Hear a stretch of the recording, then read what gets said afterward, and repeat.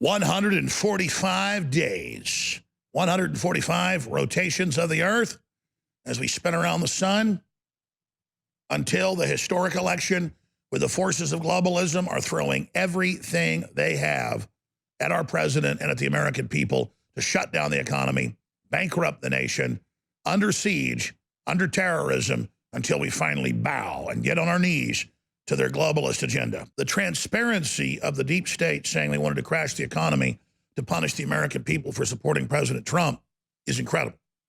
And now they admit that's the plan, and they're hoping to keep the economy suppressed, and they're hoping that even if the economy stays suppressed, we're going to blame Trump.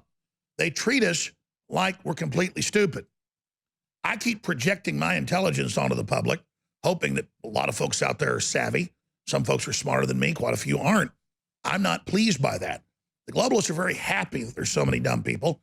They can rule over them. But if we're ever going to defeat this system, we've got to get people informed and engaged and believing it's important to not be a chump.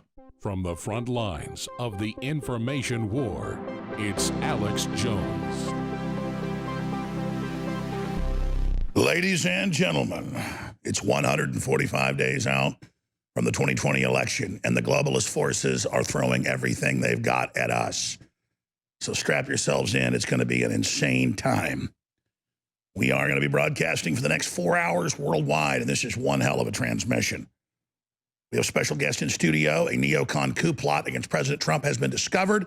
We'll exclusively lay it out and so much more here today. But first, this video report was up on YouTube less than 2 hours on a separate channel and was taken down for community guidelines violations. Instagram is banning FBI statistics as well because they're covering up the giant truth that destroys their lies. Here is the report exclusively at ban.video.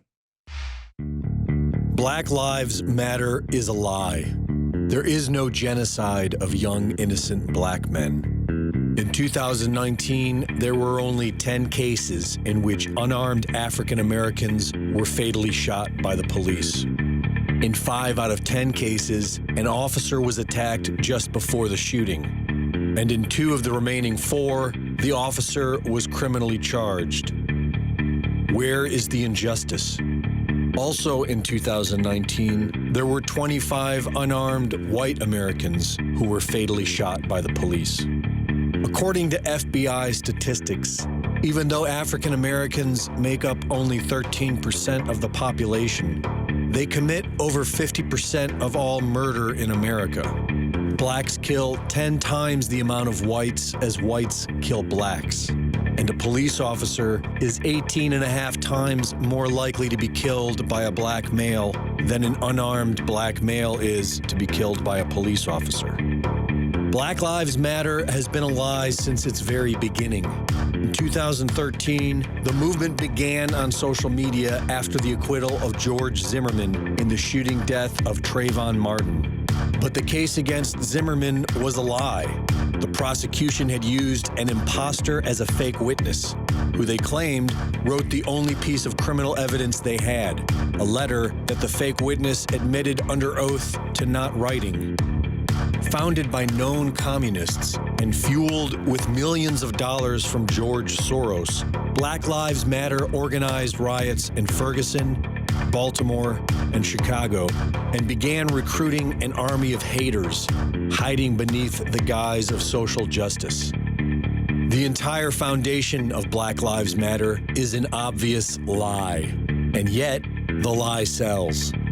It sells because communities have been broken by government programs such as LBJ's War on Poverty that incentivized single mother. This full report is on band.video, and we're going to be airing it in full coming up at the bottom of the hour on all of our radio and TV stations. But let's put the article up. There it is. YouTube deletes video exposing FBI stats on black crime. And here we have the community guidelines announcement that, well, the communist community complaining doesn't like your video. Black Lives Matter is a globalist Trojan horse. And so that's a strike against you. So that's how the system operates. You show FBI numbers. You show it's incredibly rare for a police officer to shoot and kill an unarmed black person. And, well, you're banned. But I'm going to add an addendum to this where the fact there is a genocide against black babies by the left and Planned Parenthood, the same group that funds Black Lives Matter through Soros. By the way, all over the United States, American flags are now being grabbed and burned off homes. That's CBS News. This is the operating system of the left. They are cancer. And they are attempting their takeover right now. So that's all coming up today. Also,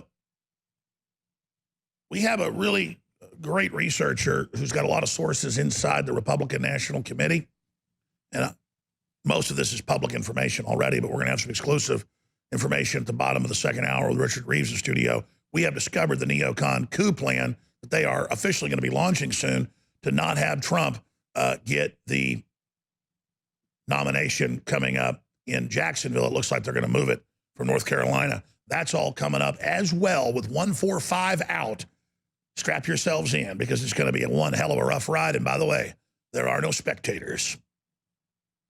145 days, 145 rotations of the earth as we spin around the sun until the historic election where the forces of globalism are throwing everything they have at our president and at the American people to shut down the economy, bankrupt the nation, under siege, under terrorism, until we finally bow and get on our knees to their globalist agenda.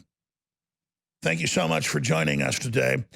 Coming up when I start the next hour, we've done an investigation into this old 70-year-old man that supposedly got pushed over by the police for no reason, and that Trump's been questioning as a type of false flag. We've gone to the raw footage. We've looked at it very, very closely, and we'll give you our findings coming up at the start of the next hour. Then, Richard Reeves will be joining us in studio. He's been at the delegate level, worked the Republican Party for many, many years. First person ever told me that Trump would run for president in 2016 and win. He told me that like in 2012. Smart guy, has a lot of sources inside the RNC, and he's been telling me for months that Romney and others are going to try to steal the nomination by blocking it, and they have a procedure to do that at the RNC event coming up. Now they're saying they're going to have it in Jacksonville, not in North Carolina, but in Florida, but that's not official yet. Well, he was telling me that months ago. He was on air months ago saying that. Now they're officially beginning the groundwork to do it, and they can do it if people aren't aware procedurally how to block it. The person that blocked it last time was, of course, Mr. Manafort. He was rewarded with prison time and is now on house arrest, like I guess so many other people in blue states and blue cities, but he's out of prison serving out the remainder of his term at home. Anyone that helped get Trump elected at a high level has been persecuted, has been targeted, because the globalists know we are the seeds of their corrupt system's downfall. But it does not make it any more fun to be their target, but the fruit of the labor and the torture is certainly sweet. And so in the end game, we win, the New World Order loses. So that's all coming up.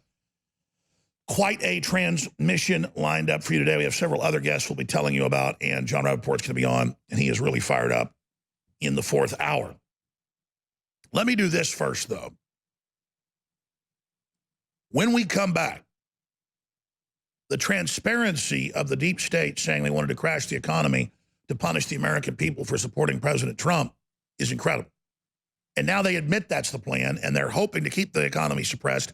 And they're hoping that even if the economy stays suppressed, we're going to blame Trump. They treat us like we're completely stupid. I keep projecting my intelligence onto the public, hoping that a lot of folks out there are savvy. Some folks are smarter than me. Quite a few aren't. I'm not pleased by that. The globalists are very happy that there's so many dumb people. They can rule over them. But if we're ever going to defeat this system, we've got to get people informed and engaged and believing it's important to not be a chump.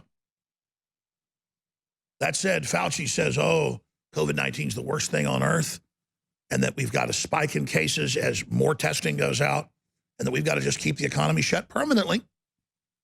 No one points out that he set up the lab. Nobody points out that he and Bill Gates have their fingers all over it. Nobody points out they're calling all the regular deaths COVID-19. Nobody points out they're making massive amounts of money off this. It's insane. And so we have to keep beating the drum on COVID-19 to push back that hoax. That's why they launched this whole race riot garbage. as the next part of their offensive to distract from the power grab that was the COVID-19 fraud. So that's coming up. Los Angeles homicide rose 250%, shootings 56% during protest week. And of course, many of the deaths were black, but they won't personalize any of those folks that died. It's all about the evil white people.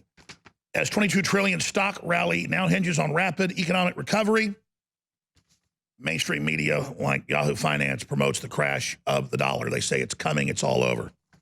Dr. Fauci calls coronavirus his worst nightmare and says pandemic is far from over. As many as 25,000 U.S. stores may close in 2020, mostly in malls. Here's a big one. Food shortages loom with outbreaks at 60 U.S. plants. The looming bank collapse, that's out of the Atlantic. That's be the big banks taking over all your local banks. So much more we're going to be breaking down on that front and how they're trying to torpedo the president when we come back. But the first thing I want to hit is this. I've been telling listeners for 4 or 5 months, you need to get storable food, not because of coronavirus, but because of the lockdown in the economy that they were going to have, which they had, which is still ongoing. Blue states and blue cities have no intention of ever reopening. Even if they get back in full power, they want you suppressed. They want you bankrupted. They want to totally implode everything to buy it all up for pennies on the dollar. And to get huge federal bailouts, which they steal. That's why they mismanage things by design. They're not mismanaging it. They are skimming things down to the bone. Well, this is out of MSM and Bloomberg. More food shortages loom with outbreaks at 60 U.S. plants. Oh my gosh. Oh my gosh, they did testing. Everybody's asymptomatic. They have plants with thousands of people tested. No one is sick, but they'll say, oh, 350 people or 600 people. Oh, you've seen the stories. They've got COVID-19. We've got to close. And lawyers are putting up billboards outside the meatpacking plant saying, did you have COVID? Call us. Did they make you work? Make you work? What does that even mean? And now, the food shortages are beginning and the food prices are going up and the meat quality isn't good because we've been sabotaged. And if the globalists are successful shutting the economy off and we have a prolonged depression, Katie, bar the door. That's why I've been saying to listeners, even after the COVID hoax was proven to be one, that the aftershocks of it and the ongoing strangulation of the West is only going to intensify. That's why while you still have time, hope for the best, prepare for the worst, maybe this turns around. We have a soft crash landing, but it goes from there as the best scenario into just road warrior total collapse because the instincts of the globalists are they can't stop undermining and stealing and robbing and because they love doing it, even though they're having to build armored fortresses in Hawaii and in New Zealand and other areas, and they believe that they've destroyed everything and that it's all going to collapse. They believe they're going to sit out there while it all collapses from a distance. This is a planned implosion. That's why it's so vital to expose them during the collapse so that they don't come out on top in the end. This is a long war. As they say, Dr. Strangelove, Mr. President, we cannot allow a mine shaft gap. Now, I want to tell listeners about this. I was talking to My Patriot Supplier, great suppliers, and I was talking to them last week. They said, well, we're really down to 2 weeks on most deliveries now. And I said, I'm going to tell people that. They said, well, some specialty foods and things, it's still 6 weeks. And so I talked to the owner. I talked to their CEO yesterday, today. My crew did. And they said, fine. You can now say 4 weeks on average for storable food. It's the highest quality. They've got it. They've got 4 plants in the U.S., depending on what you order, depending on how fast you get it. But really, the average is like 3 weeks. They just said, say 4. Under promise, over deliver. The rave reviews, 5-star reviews at InfoWarsStore.com. We have their whole catalog. They're in our back end. They take the orders. It goes right to, in the queue where your order comes in. And use this little rest we have caught in the current to come up to the surface, get some air before you get sucked back down. I personally am ordering more storable food. I personally have gotten a place out in the country, which I never did. We have family land in East Texas, but I never actually moved out and got a place in the middle of the countryside. I've done that now. I'm putting a trailer on it, and a water well and some solar panels because it's bad, folks. And I have to now start going into defense posture. 80%'s offense, but I've always been 100% offense, trying to fully, stop the globalists. And we've given them a good run. And I think down the road they'll be defeated. But we are going to still go down the hard road now. There were a lot worse roads we'd probably go down, but we've mitigated some of this, but it's still going to be bad in my view. You need to get high-quality, storable food. It's something you need.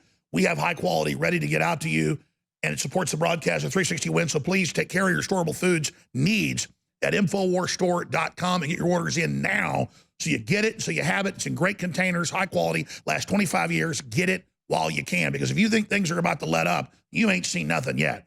They just sent more U.S. aircraft carriers out of the South China Sea as everything goes into overdrive. A lot of craziness is unfolding. Strap yourselves in. We'll be right back. Mainstream media, Big Brother, the New World Order, 5G, forced inoculations, pedophile story time. You want answers? Well, so do I. I'm Alex Jones, coming to you live from deep in the heart of Texas, broadcasting worldwide. All right, if you're a radio listener, you're listening. If you're a TV viewer, you can see on screen something David Knight, taking off today at the dentist, just like I was doing yesterday for part of the day, tweeted this out this morning. Imagine being shown this photo in 2019 with no explanation. And if you're a radio listener, it is Nancy Pelosi and the guy that thinks that Guam and islands float behind him, behind her. And then you've got Chucky Schumer. The intelligence agencies have 7 ways from Sunday to get the president. And they're all up there wearing their COVID mask with their Kwanzaa scarves, acting powerful. This is what it's like to live in a giant cult. And the big mega banks, the big mega tech companies that work with all these authoritarian countries, they're just used to winning. And they're used to having people that are compliant and subservient and that go along with them. And right now, you're being told kneel. You're being told wear a mask. You're being told ignore all the statistics that COVID-19 was a total hoax. You're being told that it's now Trump's fault when they were the ones saying 2 years ago and a year ago and 6 months ago in December, breathlessly, Bill Maher, we've got to have a depression. We've got to smash the economy to teach this guy. And I'm like, do they think we're that dumb that if they smash the economy somehow, if they dynamite the bridge, that the Trump train's going down? When we reach the river, they dynamite it like Wile E. Coyote, and then we blame Trump, the conductor, because the train goes into the river? I guess they think that. And I keep projecting my intelligence onto people. I was sitting there this weekend out on this little farm I bought outside town, and I was sitting there looking at a cow that leases the property, the owner of the cow, and it looked kind of smart sitting there looking at me, but I knew it wasn't smart. It's very stupid. And I was projecting my thoughts onto the cow. And so much of the time, the public, you try to tell them things and they think you're showing off because you know something, or it's like weird. It's like an idiocracy set in the future, 200 years, where the IQ average is about 70. And so just an average person in the future that is in suspended animation wakes up and is the smartest person in the world. Well, we're not waiting to get there 200 years. We're here, ladies and gentlemen. They are, again, attacking the Lincoln Memorial. They are attacking the Black Civil War Soldier Memorial for the North. They're attacking the British Prime Minister that had England go to war with a bunch of countries to end slavery. And they are totally ignorant, but it doesn't matter because the media is on their side. And Tucker Carlson's been pointing all of that out. That's coming up next segment. But what I wanted to hit now was how they're going after the president. Look at these headlines. Politico, breathlessly, White House goes quiet on coronavirus as outbreak spikes again across the U.S. We've done more testing than all countries combined. And these companies are told by their lawyers, by their insurance companies, do the right thing, test for COVID. And then they test, and almost all the tests are fraudulent with false positives if you've had the flu or a cold the last 10 years. And then, oh my gosh, the whole company needs to shut down, and you've got to self-quarantine, and oh, we've got to, and they're testing meatpacking plants And in some cases, half the people have COVID-19, and they don't. And then there's the headline, AP, 300 plus test positive at Cargill plant, all asymptomatic because they don't have it. But Bill Gates' Chinese-controlled firm churned out tens of millions of tests before the FDA shut it down because it's a fraud. The whole thing is run by the people that control him. Systematic, organized, orchestrated, choreographed crime. Every time the Democrats sue me, they always want, we want the secret documents. We want the battle plan. We want the doctrine. We want who gives you orders. I'm not like you. I'm smart. I'm informed. I'm into information. I remember all this stuff. There's nobody giving me orders, dumbasses. I give the orders. And that's what you followers don't understand. I'm not talking to the audience of activists who aren't followers. I mean the establishment types. You are all slaves. You follow globalist orders. You think I'm following orders from some man. I'm following orders from God. That's who I bow to in the middle of the night, in the still of the night, in the place of the Most High. Not you. You do not have the spirit of enlightenment. You have none of it. And we have to stop looking at the globalists like they're powerful and they're amazing. They're just fallen criminals like cancer, willing to go against God's law. That's why they're in control of the planet. Because Satan's been given control of the planet. They're ugly, they're stupid, they're mindless. The leadership of the New World Order. And what do they want? They want the innocents. That's what these demons feed upon. That's their quarry. That's their target. And no amount of groveling or submitting to them will ever make them happy. It'll only make them want more, more, more. So the White House now knows it's a total fraud, that he wasn't watching his flank, the medical tyranny. Fauci for Bill Gates. Bill Gates acted like he was Trump's friend, sidled up to him. And now they're saying, oh, we can't reopen, just like we said. Oh, no, Governor Newsom says still can't go to the beach. Oh, no, sorry. Oh, by the way, I learned a bunch of other Democrat states are sending old people to their deaths by sending people with the flu or pneumonia, calling it COVID, into them so they get that higher death number still. Because it was peaking 3 weeks ago. That, oh, they're killing old people. Oh, they're criminals. Something should be done. Oh, it's all a hoax. Oh, and then there's always something wrong with the cops. Millions of police, 350 million Americans. They took that Floyd case, hyped it up, drove it, the media energized it to distract from everything else that's going on. Look at this headline out of Variety. The country is doomed. You hear that? Abandoned ship. They want to kill your confidence. And they go on to say it's Trump's fault America's going down. Trump's 2020 path gets trickier with tag as recession president. Oh, that's right. It's all Trump's fault. Everything is President Trump's fault. Trump may compare himself to Nixon in '68, but he really resembles Wallace. Trump brings back his 2016 veterans as his campaign makes aggressive turn. And yes, talk about a war on logic, NPR, CNN, they're all attacking Trump for saying he's going to have his rallies as dangerous, as murderous, as criminal, as illegal, as need to be blocked and stopped and call the police. Oh, but it's so good to go out and burn things and attack people in their cars. And the man in Colorado that just pulled up to his four-way stop, weird white lawyer, shot him in the head. He's in life support, probably going to die. But you'll never know his name because he's not one of the special people the media is going to hype up and talk about. And they won't talk about the homicide soaring 250% since this whole kill the police thing started. Because after all, who needs the police? Oh, but you do need them to enforce illegal lockdowns and face masks and can't go to the beach. But we should still disband them. Double think. 2 + 2 = 100. Total mental illness. Welcome back. I'm your host, Alex Jones. There is now no longer any doubt that the UN global government is out in the open and it's using COVID-19 to reveal itself and take full control, giving us all planetary ID numbers that will be used to track and trace and control our every movement.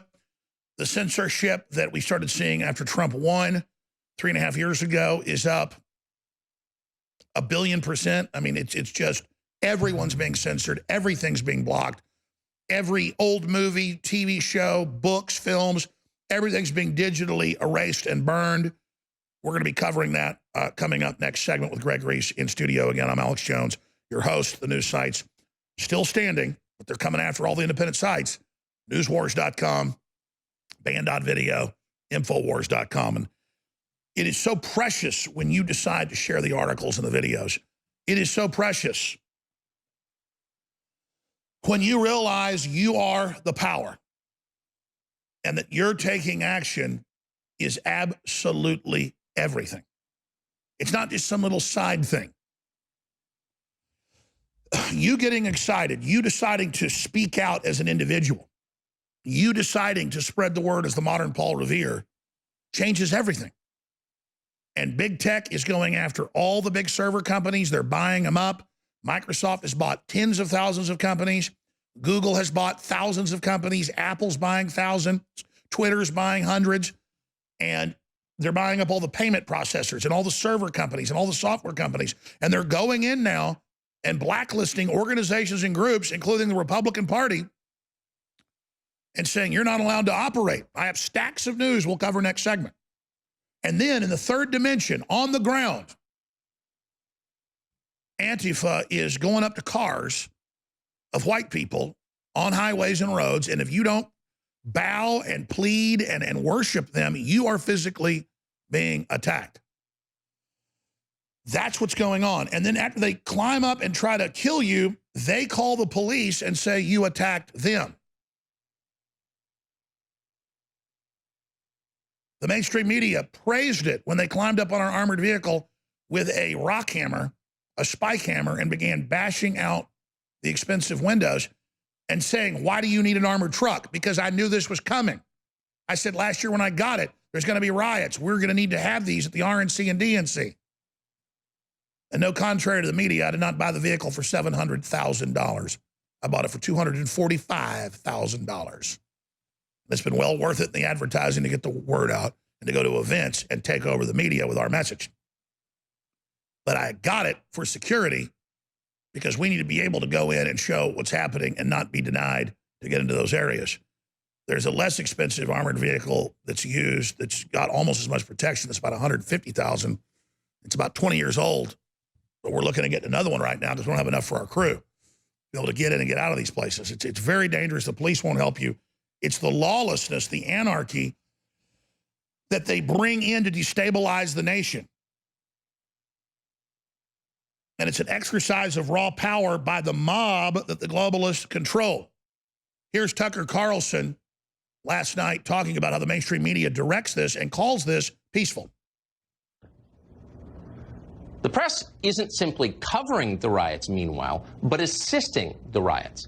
At the New York Times, the most recent Pulitzer Prize winner, 2020 winner Nicole Hannah-Jones, said that words you thought you knew the meaning of now have completely different meanings. Violence, for example, when she supports it, isn't really violence. Violence is when an agent of the state kneels on a man's neck until all of the life is leached out of his body. Destroying property which can be replaced is not violence. And to put those things, to use the exact same language to describe those two things, I think really it's not moral. Well, thank you, Bozo the Clown, for telling us that. There are at least 20 police officers dead the last 3 weeks. No one knows their names. We've said some of their names. Michael Dorn, David Dorn. Another man just got stopped 2 days ago in Colorado, shot in the head for no reason. The media says he deserves it. The Antifa lawyer that did it is proud of it. Smiling, and he said, shot him in the head. He's white. By the way, he's on life support. Word is they may unplug him. But we'll never hear his name. He doesn't have any value because he's white. He deserves to get shot in the head. And then we try to put the statistics out that it's 10-to-1 black on white crime that the media is encouraging. It's getting worse. Well, it's deleted off Instagram, off YouTube, because it's so credible. And the system can't stand it. So all these nameless people are being killed.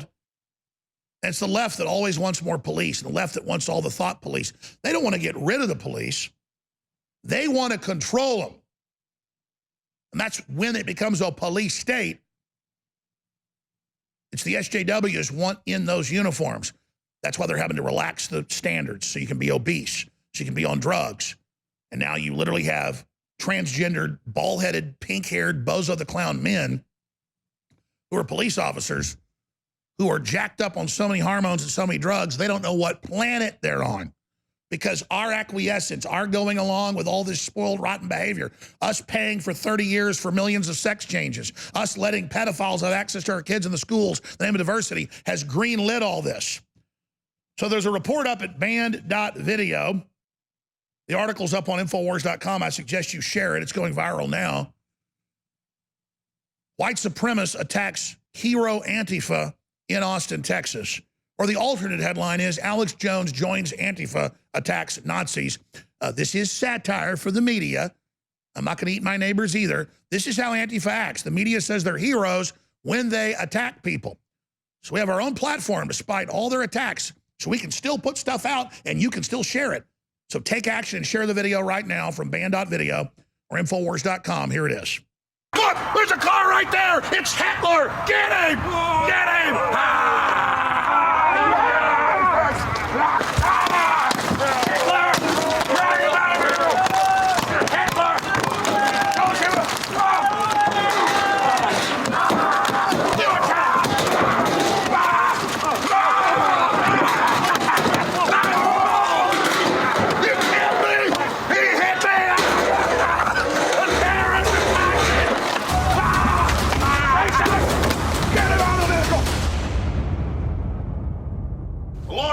Told me over the years I was wrong.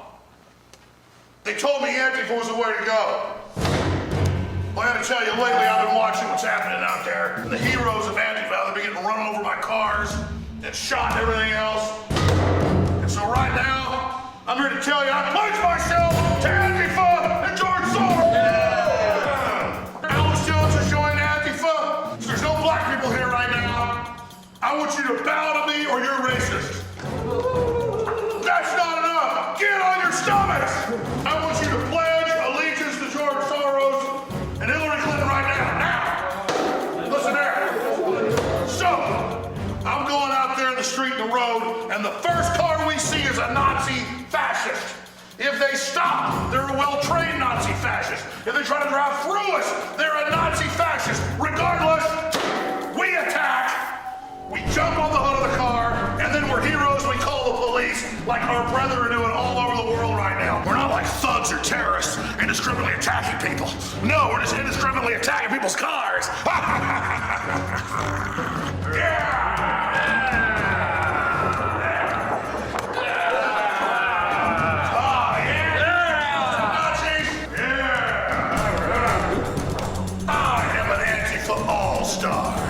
Alex Jones joins Antifa. Now let's go out and find the first terrorist we can. We block the road. Death to Nazis! That means anybody we find, leave no survivors!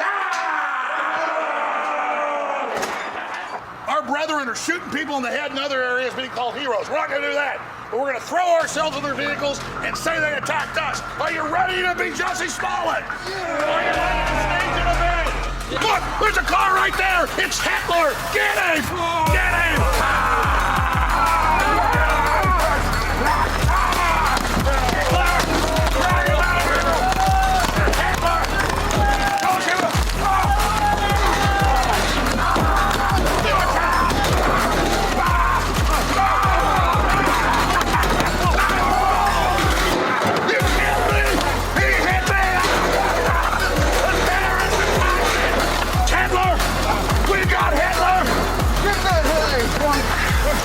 Call the police! 911!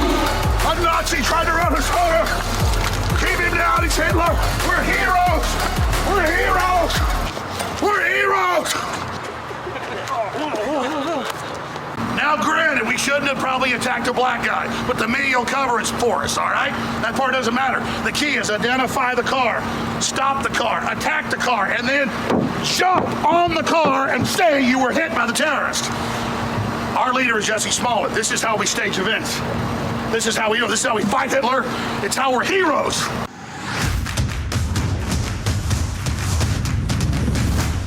guys are beating it? Yeah. Not me. Get the peaceful protesters. The peaceful protesters. These are peaceful people. He's hitting me! Oh, he ran me over! So, big tech now with AI systems is on record saying that they're not going to allow any FBI statistics on Google, on Facebook, on Twitter, on Instagram to be shown. There was an article a few days ago about this on Infowars.com. Instagram censors FBI crime stats as hate speech. Well, it just happened this morning. It went live on YouTube on his own personal channel, Greg Reese, who, again, we hired because of his great camera work. He's had a YouTube channel for many years. YouTube deletes video exposing FBI stats on black crime. It's posted on band.video. But why is this so important? Look at the massive increase in censorship happening. No more blacklist and slaves. Microsoft developer rekindles call to make coding politically correct. A blacklist goes back to when you take black marker and you scratch out something. Everybody knows that. When I show an email somebody sent me, I'll black out, because it's white paper, their name. Whiteout's another way to do it for typewriters, because you're going to type over it. It's a thing of function. It's like saying get rid of your black jacket. It's mean to black people. It's like mentally ill people seeing ghosts in the walls. But the system wants this, so you're not educated, informed, and into knowledge. They want you superstitious and scared of all knowledge.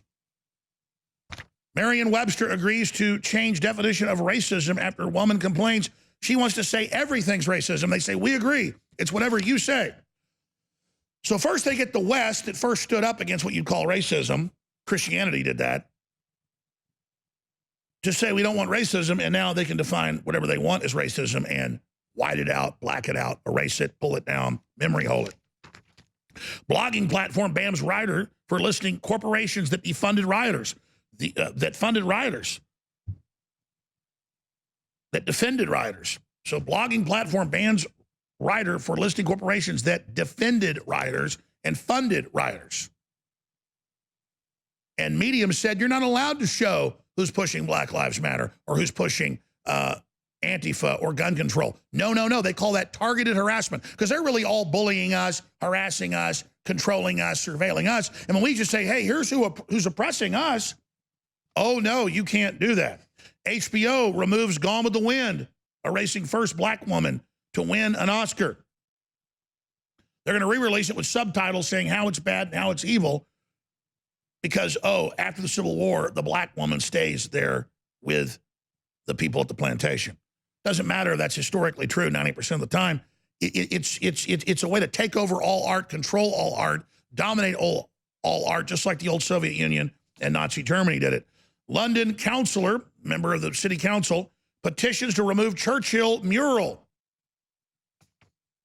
So this is what it's all about, is total power over the human mind. And Greg Reese is here. We're going to play this report on a bunch of TV and radio stations, and hopefully you'll share it at band.video. But look at where we are, little oases, little islands that are still allowed to function and tell the truth. And once we're taken off air, they hope, then they can steal our identities and say in our names whatever they want, Greg. It's happening so quickly right now, and what I'm noticing is this split is now becoming more pure on both sides. One side wants the truth and is just looking for truth, and what we're seeing with the other side at this point, because it's so blatant, is what I'm seeing at least, is people are revealing that they don't really care about the truth. They're revealing that all that has just been talk. How many Democrats have said, I don't care if he cooks children, I don't care if he rapes women, I want Joe Biden? Right. And this I'm seeing now all the way down to our level. I mean, we've seen it at the level of the elites, and I'm starting to see it, well, on Facebook at least, with some old friends that seem to be echoing the same sentiment of like, all they care about is their own personal rage and anger, and they're not they're concerned. followers, they're mad at the system, and then they're following directives of the core of the establishment. They claim they're anti-establishment, but leftists are the most establishment lapdogs ever. And like every multinational corporation is backing them up. So, I mean, how do they possibly think they are in some type of revolution? Exactly. In a military sense, they have 1,000 tanks, 1,000 planes, 1 million troops, and we've got a pea shooter. And they're like, you're the establishment, we're going to get you. And it's like, whoa, watching these followers line up to do this is frightening for them. And I've even heard people that I used to think were reasonable basically try to convince me that this is good. The only price you have to pay is you have to go against Whitey. But other than that, the whole world can get in on this, and it's a world revolution so long as you denounce Whitey, which is insane. But I've heard people try to sell this to me as if that's But it's reasonable. mainly white people. Yeah. This is a Marxist-Leninist class war by the ultra-rich trying to destroy their only competition, the ladder out of poverty, the middle class. They're killing the American system right now in front of us. It's all about a lockdown, a straitjacket, a mask over our mouths, bowing. It's all cult programming. And now the left goes, damn right we're censoring you. Damn right we want. The ADL said just a few months ago, we want Alex Jones banned, and we want people that don't do what we say at big tech arrested, and we, the ADL, will decide what can be seen. You must go through us first as a filter. The biggest power grab in human history. Absolutely. You know, after the whole fiasco with the homeless gentleman in Austin, Texas, with the riots, I started getting a lot more lefties attacking me on Twitter, and so I engaged a little bit, and I followed one of them, and right in his bio, it said, I want off of this rock. And it was a bit more harsh than that. And I mean, that just kind of, and I challenged him on that, and he doubled down on it. So basically, these are people that are just miserable. They hate their lives. They want it to end, and they just want to bring the whole thing down with them. That's right. Let's go to your report that can only be seen here and only spread by you, Paul Revere's. Here is Black Lives Matter is a New World Order globalist Trojan horse. Black Lives Matter is a lie. There is no genocide of young, innocent black men. In 2019, there were only 10 cases in which unarmed African Americans were fatally shot by the police. In 5 out of 10 cases, an officer was attacked just before the shooting. And in 2 of the remaining 4, the officer was criminally charged. Where is the injustice? Also in 2019, there were 25 unarmed white Americans who were fatally shot by the police. According to FBI statistics, I'll tell you even what though I African went to Americans... this 15 seconds late, so when we come back at 6 after next hour, Greg, you stay with me. We're going to play this report there. And again, this is an exercise in resistance. Total AI surveillance control over all the major platforms is here. They're coming out with global IDs, tested in China to track everywhere you go. If you're not a good globalist, they're saying they're going to defund you. They're going to block you from commerce. People say, well, I better go along with it. No, you better resist it. Don't act like the French when the Germans invaded in World War II, folks. It's only going to get worse for you the longer you grovel and give in. These are post-human exterminists. These are globalists that believe we're a weak species. They believe they're supermen, and they believe they're making their move to power grab the whole future. And the fact that you acquiesce, they believe at a social Darwin level, gives them the right and the deed to do it. Yeah. You know, the system we have isn't perfect. No one says it is, but at this point, our system is like a lifeboat in an and we're all the system coming in overwrites everything. And it's using the spoiled bratness of our system and how open and free it is compared to what you're about to get. I mean, it's true, though. It's a paradox. This much freedom, on average, made us decadent, slob-like, and weak. And so now apex predators like Bill Gates come in. And it's just crazy to watch the weakest people all piled up and ready to attack anybody that's got a car nicer than theirs or who's white, led by weird, crazy, mentally ill white people. I mean, it's just insane. It's like no dystopic novel, no science fiction movie could describe something this freakish. No, absolutely And not. it's only going to get more freakish. I think it needs to get more freakish. A lot of people have been around the office, have been talking. There's a concern that Trump hasn't acted and done anything. But I'm starting to think that if we want to actually clean things up to the level that we want to clean them up, then people need to wake up out of this luxuriant laziness. But see, that's the ignorance. But see, there's the paradox. The left thinks collapse it and we'll wake up out of the nightmare, except they are the nightmare. Right. Exactly. So they want us to wake up out of our dream to the nightmare that's them. When we wake up, it's bye-bye to them, not us. You think you're safe in your armored fortresses, globalists? Think again, scumbag. And then there's See the paradox, though? Yes, absolutely. And then someone pointed out, I believe it was Harrison Smith this morning, pointed out that if people didn't wake up during these riots when cities were burning down, if people just stayed home then, what makes anyone think that there's going to be some kind of... Oh, that was the other point. I was talking to a police officer, a friend of mine this morning, and he was arguing with other APD officers on Facebook about our video, going, oh, nobody got hurt in Austin. Jones is making stuff up, where I did the joke where I'm Antifa and I'm attacking an innocent person. What do you mean? We caught it on tape multiple times, blocking roads, beating up white people. Our cameras caught it multiple times. What the hell are you talking about? Yeah. Things have gone. Actually, a lot of the Austin cops folks love it because they're followers. And so they're getting into hating themselves. It's called Stockholm Syndrome. Stockholm Syndrome. Gregory, stay there. We're going to come back. Next hour, we're going to play a report and one more commentary. Then we got a big coup against Trump news coming out. We are back live, ladies and gentlemen. We are broadcasting worldwide on this Wednesday, June 10th, 2020 transmission with 145 days left until the election. Greg Reese will be with me next segment. And then Richard Reeves is going to be in studio with really frightening information, but knowing is half the battle. That's coming up bottom of the hour today. We're going to continue to look at all the censorship of FBI crime statistics about who's really targeting black people, who's really targeting white people. We'll look at all that censored information with Greg Reese and play his report that's been censored by YouTube coming up on the other side. Now, the big, huge mega sale, the biggest sale of 2020 so far, we'll probably have some similar deals around Christmas, is gone. We ran it for 2 weeks. We sold out of our 60 top items or so, more than half of them. A lot of the other products aren't coming in for a few months. We've still got a lot of the great products there. And I've decided to, on some of the top selling products that we still have in stock, to have them continue at 60% off until they sell out. Like X2, like X3, like Real Red Pill. We're talking about 1,000 bottles or so of each one of these. So this ad will probably run for a week, and then those are going to be gone for a few months. But we've got some other exciting announcements. It's finally here. Introducing the new Survival Shield X2 spray, available for 33% off, $19.95 intro pricing. And this has got a great proprietary system that it's in, how it gets delivered. It's different than X2. It's the deep earth crystals, but a different constitution, the way it mixes with the delivery product that's with it. I'm really, really proud of Survival Shield X2. Spray at InfoWarsStore.com. It's now here, and the reason I like it is you're able to carry it with you on the road. The droppers are great under the tongue. That's the best place to take it. But then it can get messy. It's not good with kids. This is a smaller bottle. It's the same amount in the bottle, but it's a little bit more snug. And it's got the little snub nose spray bottle, and it goes easier in your pocket. It stays in your truck, stays in your van, stays in your car. It's great in your office drawer. It's just a great delivery system. It's a new way to get X2. And again, the solution it's in is different.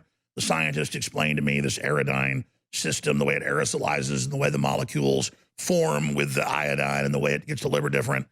Just trust me, it's good. We're proud of it. And my biggest problem is I tend to forget to take my X2. And it's something that is essential. It's something that changes the entire body chemistry. It's something that is so good for your thyroid, all your glands, your blood, your bones, your eyes, your brain, libido, everything. And so for me, it's a better way to take it with me on the road and another way for me to remember to take it. And it also aerosolizes into the back of the throat and into the palate instead of just going under the tongue. So it's a different way to take it. Is it better? In some ways better. Not as good in other ways. It's apples and oranges. So get your Survival Shield X2 spray at InfoWarsStore.com today. Also, they're attacking us on cyberspace. Their communist forces are trying to intimidate us in the third dimension. We're kicking their butt with numbers and with information and with intellectual arguments when they attack us physically as well. But we have $9.95. That is on average at cost. Some shirts cost us $14. Some shirts cost us $5 a piece, depending on the quality. Whether it's a designer, super luxurious shirt or just an average T-shirt, we've got all different types. Made in America, made in Venezuela, made in Mexico, made wherever. We've got them made all over Latin America. Some people want a really cheap shirt. We've got those. We have the expensive made in America shirts. The point is that they're all $9.95. That averages out to the average cost of the T-shirts. That way you can get them for the campaign, get them for what's happening in the world, whether it's an out in the open InfoWars shirt or whether it's just a Don't Tread on Me shirt or whether it's a 5G shirt or whether it's a Space Force shirt. It's all there. Choose your own adventure. Meet like-minded people. Support the InfoWar. But I want to get all these T-shirts out there. We haven't done this since the last time There was a campaign going for a general election 4 years ago. We're doing it again. All shirts at cost. InfoWarsStore.com or 888-253-3139. All right, stay with us. Greg Reese and the censored video with FBI crime statistics and Black Lives Matter straight ahead. We've got big developments at newswars.com and infowars.com. Oprah Winfrey, who hangs out secretly with the Clintons and with Bill Gates, with Jeffrey Epstein, Warren Buffett, Ted Turner, and others running their secret world government depopulation organization, has come out and says she's leading the ransom note for America. The media will endorse the burning of the cities, the murder of police, if you do not follow her list of demands. It's a Jamie White article on Infowars.com. Oprah leads BLM ransom summit with list of demands for America, joined by far-left Democrats like Stacey Abrams, Atlanta mayor, and others. Oprah is leading a 2-day televised racial summit on behalf of Black Lives Matter to lay out the racial organization's list of demands, which is, by the way, don't have a traditional family, kill black babies. Seriously, look it up. Demands moving forward following almost 2 weeks of nationwide rioting over George Floyd's death.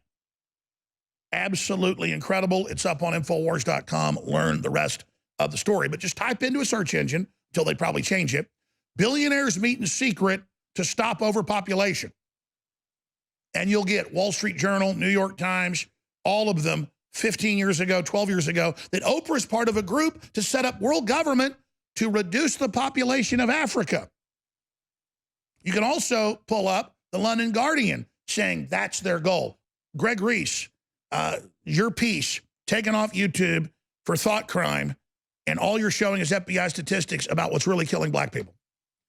Yeah, and you know, I remember growing up, it was always kind of known, these numbers were always kind of known. I grew up in a very liberal town in Cleveland Heights. There was a very large black population there. There was a lot of, it was a very integrated neighborhood, or I think that's the integrated neighborhood, I guess you could say. And these numbers were always kind of known, but it was just sort of like unspoken because it was sort of understood that it was, you know, social, economic. It was because of all these issues and problems, growing up in the ghetto and stuff like that, having a rough time. That's how it was felt. But now, when it's being used so blatantly, best case scenario, it's sinister almost. I mean, the way it's being used and the way that it seems it's being completely socially acceptable together and unite against Whitey. It's just crazy. And it's working on a lot of people. And again, if anyone just wants to do this, there's literally London Guardian, AP, Reuters, New York Times, Wall Street Journal. Billionaires meet in secret to discuss depopulation. And you'll get Oprah Winfrey at the secret meetings with Jeffrey Epstein. Okay? So she wants to kill black people. She admits that's her plan. So, of course, she's the face of Planned Parenthood, the real Nazis, the eugenicists that are now using the death of black people to push their total takeover agenda. These are the same people that run the COVID-19 response, that put people with pneumonia and the flu in hospitals and in nursing homes to get a higher death rate. These are monster Nazis. Well, I remember after COVID, before the riots, I remember thinking, you'll know when things are about to get really hairy, when a lot of these powerful people start disappearing from the surface, from the public view. And I don't know if that's what's happened in the riots or not, but it certainly seems like all of this is just heavy distractions, keeping everyone completely disorientated in chaos while other plans are being rolled out. The Guardian, the headline is, they're called the Good Club to save the world, and Oprah's in it to depopulate. And the other headline is, Bill Gates is worried about African overpopulation, wants to help them depopulate. So depopulating the black people's good, according to the liberals, but then the black people are all supposed to cry for George Floyd when the globalists ring the bell and tell them what to do. Well, Alex, if it's called the Good Club, then doesn't that mean if you oppose it, then you're bad? That's right. We're in the bad club. And that works. That's Black Lives Matter. That's well, we're going to play the report right now that, again, YouTube has taken down saying you violated community guidelines. We have the screenshots of that on Infowars.com. YouTube deletes video exposing FBI stats on black crime. Watch here. And then we come back. Trump vilifies elderly protester on his campaign struggles to relaunch. Really? We looked into this and why people are questioning what really happened. Is Trump right? Is it a false flag? Somebody attacked all those Jewish cemeteries and blamed him. Turned out it was a Jewish leftist. Jussie Smollett stages stuff. So we've got to watch all this very carefully. Your full report's at band.video. Hope folks share it. Here it is. Black Lives Matter is a lie. There is no genocide of young, innocent black men. In 2019, there were only 10 cases in which unarmed African Americans were fatally shot by the police. In 5 out of 10 cases, an officer was attacked just before the shooting. And in 2 of the remaining 4, the officer was criminally charged. Where is the injustice? Also in 2019, there were 25 unarmed white Americans who were fatally shot by the police. According to FBI statistics, even though African Americans make up only 13% of the population, they commit over 50% of all murder in America. Blacks kill 10 times the amount of whites as whites kill blacks. And a police officer is 18.5 times more likely to be killed by a black male than an unarmed black male is to be killed by a police officer. Black Lives Matter has been a lie since its very beginning. In 2013, the movement began on social media after the acquittal of George Zimmerman in the shooting death of Trayvon Martin. But the case against Zimmerman was a lie. The prosecution had used an imposter as a fake witness, who they claimed wrote the only piece of criminal evidence they had, a letter that the fake witness admitted under oath to not writing. Founded by known communists and fueled with millions of dollars from George Soros, Black Lives Matter organized riots in Ferguson, Baltimore, and Chicago, and began recruiting an army of haters, hiding beneath the guise of social justice.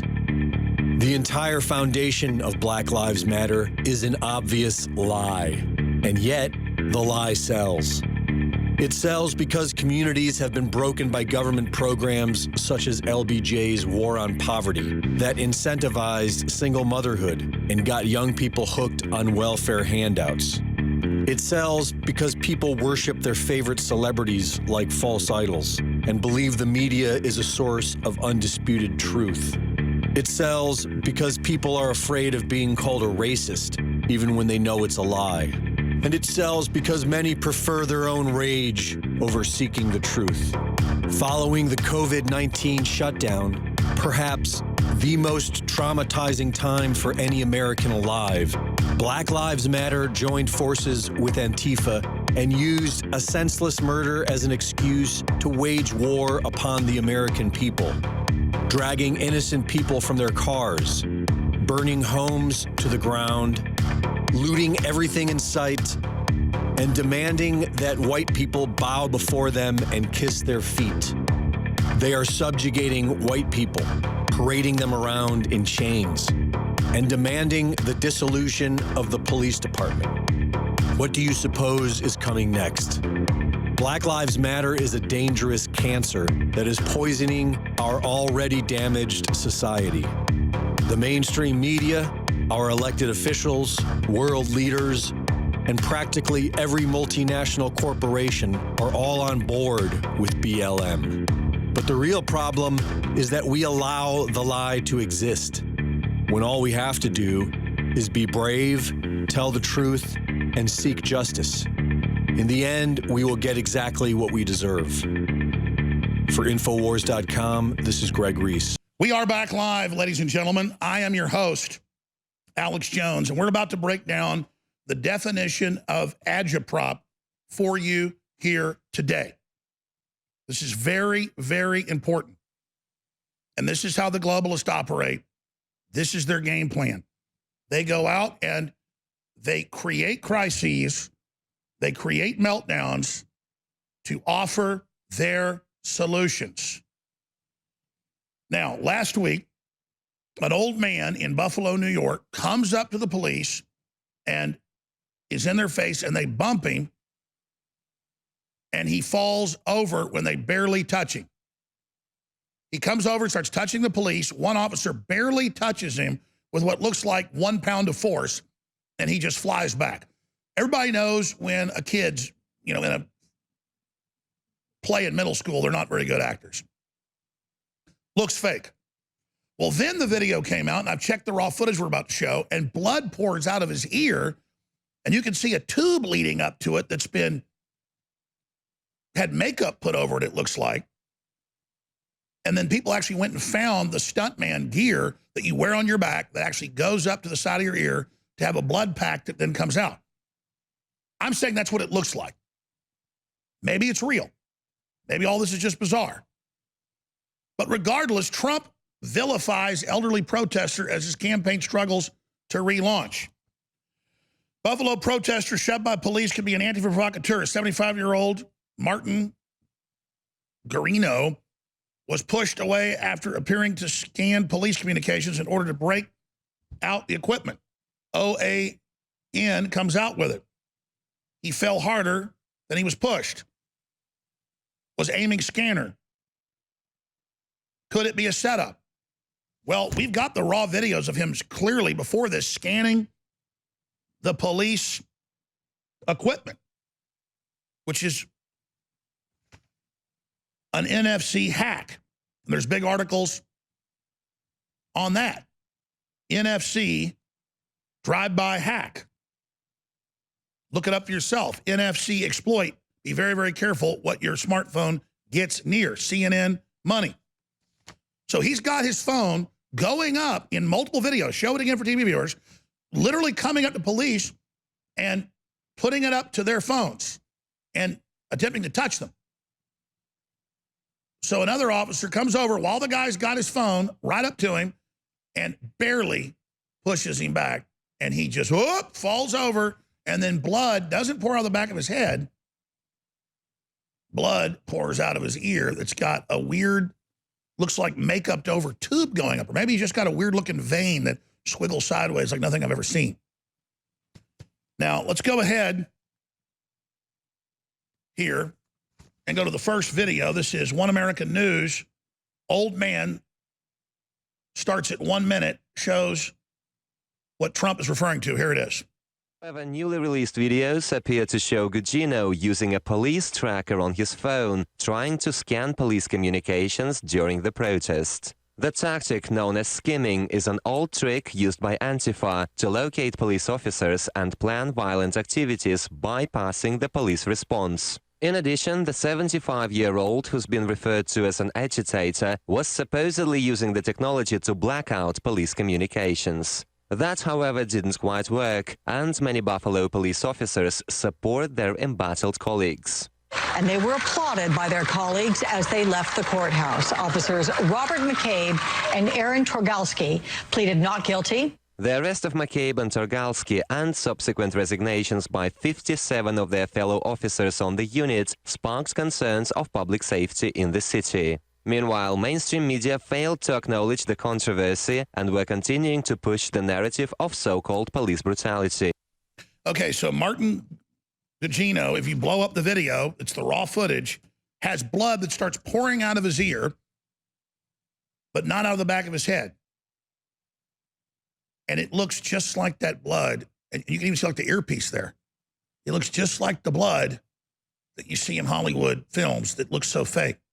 But you see him fall back. He literally, they barely touch him. He falls back. You see him putting his phone up. Everybody's scanning it. This is just incredible. And I've had them try to set me up. I've had Antifa, you've seen it, try to set me up everywhere. Just last week, they said we burned down a homeless camp, even though they're on video. Mainstream news said we burned it down. I wasn't even there. Our crime was having a crew there to show them burning it. And they start fights with me in restaurants and then edit the tape to make it look like I'm attacking them, and the media goes with this. So let's look at some of these articles right here. Document cam shot, please. Here he is with his line up his back. And then he's got, if you zoom in, you can see what looks like a tube going up to his neck. And there's similar systems like this that are used in Hollywood. Here he is. And the blood is, again, pouring out of his ear. Just absolutely bizarre. And again, there's other photos that show what looks like a tube up his neck that's got makeup on it. Maybe he's just got interesting looking veins. Oh, here he is on his phone inside the ambulance, but they say, you know, he's in critical condition. All I know is he's out there in people's faces. Here's another clip. Old man agitating shows Martin being confronted by other protesters, black protesters. One says, looks like he wants to get punched in the face. Here's the video. No. And I think cops are bad. He's looking to get punched in the face. Say stuff, that's what it is. Get fired and lose their pension. This ain't funny. I was just crying earlier. It was a moment of silence. Yeah, what's going on here? Fill me in. We just started asking him questions. And he said that he came down here for fun. Fun about this shit. I don't see no fucking grill. I was just crying. So what if somebody comes up to you over and over again, there's more video of this, and just keeps putting his phone up against your phone, up against your pants, up against your side? What are you going to do? You're going to push him off of you. And he'd been out there all day, according to protesters, starting stuff with the police, and they didn't want that. They wanted to protest against police brutality. They didn't want to cause a problem, but here's the agitator. We need to look into this guy and you know, research exactly what's going on. And then, he just, the minute they touch him, he just, he flies back. And then he hits his head. And maybe he really did hit his head. Maybe we can talk to a medical doctor. I never knew, like, you hit your back of your head, there isn't blood there. It just comes out the side of your ear. And it comes out real thick, too. Wonder what kind of a big artery there is inside the head that broke. I mean, maybe he's an old guy. Maybe that's what's happening. On the way, he just had the phone in his hand, then lets it go limp. You know, we've seen the white helmet stage stuff, chemical attacks. We've seen Smollett stage stuff, ABC stage attacks. I mean, we've seen this over and over again, and we all know it when in basketball and soccer and football with fake fouls where somebody doesn't really touch you, but you fall down. Everybody knows about it. You know fake when you see it, and, you know, looks fake to me. Kind of like when I'm at the mall and I see a big fat guy with a white beard and they say it's Santa Claus. Santa Claus doesn't exist, so I know it's fake, plus I can see it's a fake beard. Again, I could be at a Haverty's clothing store or Haverty's furniture store, and they got a bowl of fake fruit 50 yards away in a showroom of furniture. Why don't I walk over and have a banana or an apple? I can see it's fake. I know it's fake. Do you have a degree in plastics, son? Well, no, I just know plastic when I see it. So, yeah, Trump's right again. Just like he said, the attacks on the Jewish centers were staged because he had state police that told him. Came out a month later, it was indeed staged. So Trump just telling it like it is. Maybe it's real. You know, that plastic fruit looks pretty real these days. Maybe I'm wrong. But we're all allowed to question Jussie Smollett and all these people, and we will continue to question them. We have a Constitution, and we have to follow that Constitution. And the president has drifted away from it. I'm so proud of what these generals and admirals have done and others have done. But, you know, I didn't write a letter because I made my point with respect to Trump's performance some 4 years ago when he was running for office. And when I heard some of the things he was saying, it made it clear that I could not possibly vote for this individual. Well, that makes me want Trump even more. This is the guy that lied to us about WMDs. This is the guy that lied to us about the My Lai massacre. This is a guy that is literally a stuffed shirt, fake general, paper tiger. And now you've got Mitt Romney. You've got George W. Bush. All of them saying they're endorsing the weirdo, globalist, kleptocrat Joe Biden, who's just a placeholder for whoever they're planning to slide in at the DNC coming up in Milwaukee, Wisconsin. Richard Reeves is a good friend of mine. He's the first guy that told me Trump was going to run for president. Long before he did, he was dead right about that. He's been a delegate to the RNC, and he's been on the inside of it and predicted how they try to take the delegates and then how they try to not let him be seated as president. And so he's here now to lay out what he told me months ago. He said they're going to try to take the nomination at the RNC. They're going to have a bunch of events and a bunch of protests as the cover for it. Well, now Mitt Romney and the neocons are starting to actually go in that direction. They have the Republican Party national share that controls the purse for the Republican organizations on campus. That is saying they're not endorsing Trump.